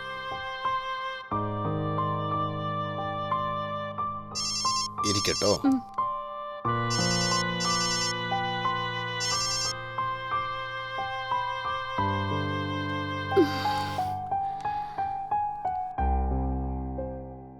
ആ മമ്മി, ചേട്ടന്റെ വീട്ടിലുള്ള കുറച്ച് സമയത്തിൽ അവിടെ എത്തും. ആ ശരി മമ്മി, വിട്ടേക്കാം. ആ അല്ല, ഈ സാറിന് കുടുംബമൊന്നുമില്ലേ?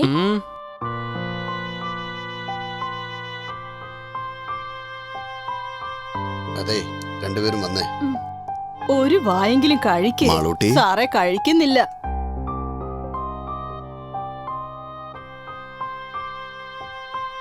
കഴിക്കുമോളെ, ഒരു വായ് കഴിച്ചാ മതി. ശാഠ്യം പിടിക്കരുത്, വേഗം ആവട്ടെ. ഒരു വാ കഴിക്കേ. ശകലം എല്ലാം കഴിക്കുമോളെ. ശകലം എങ്കിലും കഴിക്കുമോളെ, വേഗം ആവട്ടെ. ഞാൻ കൊടുത്തോളാം, നിങ്ങൾ പൊയ്ക്കോ. ആ, എന്നാ നീ കൊടുക്ക്. മാളൂട്ടി, നോക്കേ, നിന്നെ കാണാൻ ആരൊക്കെയാ വന്നിരിക്കുന്നെന്ന്. മോളിത് കഴിച്ചേ. കഴിക്കുമോളെ, കഴിക്കുമോളൂട്ടി. കഴിച്ചില്ലെങ്കിൽ ക്ഷീണം പിടിക്കും. കഴിക്കുമോളെ, എന്റെ പൊന്നു മോളല്ലേ.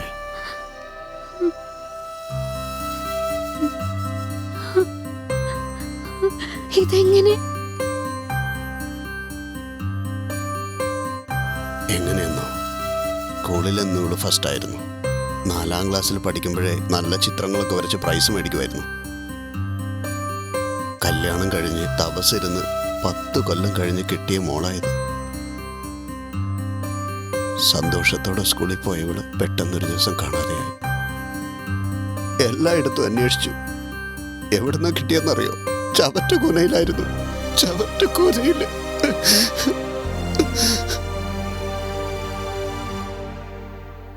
കാമപ്രാന്ത് പിടിച്ച ഒരു മൃഗം എന്റെ മോളെ ഒന്നും അല്ലാതാക്കി നശിപ്പിച്ച് കളഞ്ഞു. ജീവനോടെ കിട്ടിയത് എന്റെ ഭാഗ്യം. ചെയ്തത് മറ്റാരുമല്ല, സ്കൂളിലേക്ക് കൊണ്ടുവന്ന് വാൻ ഡ്രൈവർ.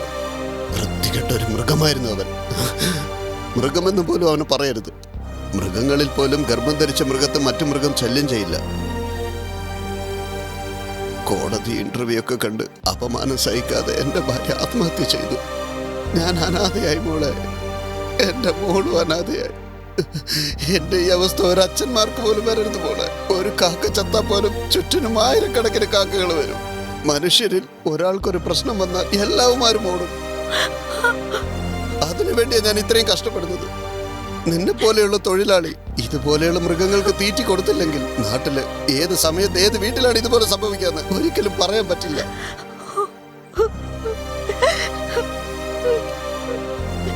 കോടികൾ വാരി എറിഞ്ഞാലും എനിക്ക് എന്റെ മോളെ പഴയതുപോലെ തിരിച്ചു കിട്ടുമോ? ചത്തുപോയ എന്റെ ഭാര്യ എനിക്ക് തിരിച്ചു കിട്ടുമോ? ഇനി ഒരിക്കലും ഇതുപോലെ സംഭവിക്കരുത്. ഇനിയെങ്കിലും സമൂഹം മാറണം മോളെ. Red is not a colour. Red is not danger. Red is not an area. Red is a society. എല്ലാവരും രക്തം കണ്ടിട്ടുണ്ടാവും. പക്ഷെ ഞാൻ കണ്ട രക്തം എങ്ങനെയാണെന്നറിയോ?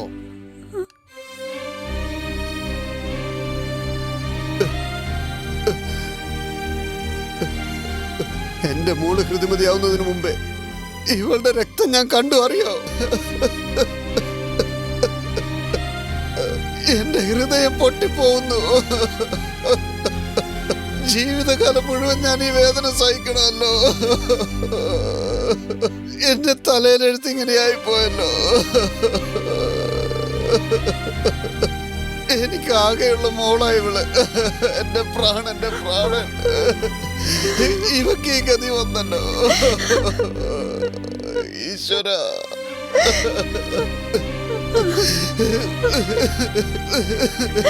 എന്റെ ഈ അവസ്ഥ മറ്റാർക്കും വരരുത്. ഇവക്ക് ഈ ഗതി വന്നല്ലോ. ഈശ്വര, എന്റെ മോളെ.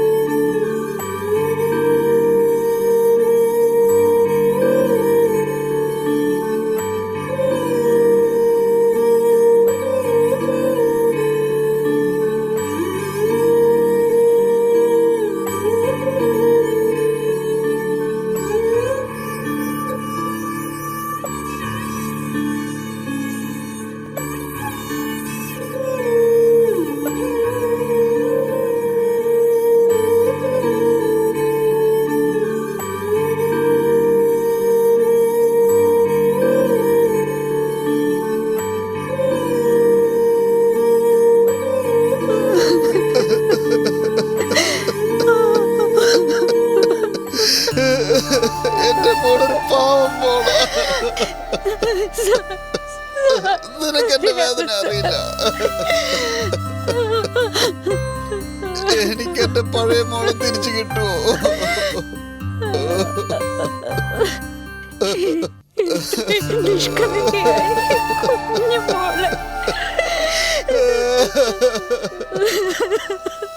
Ha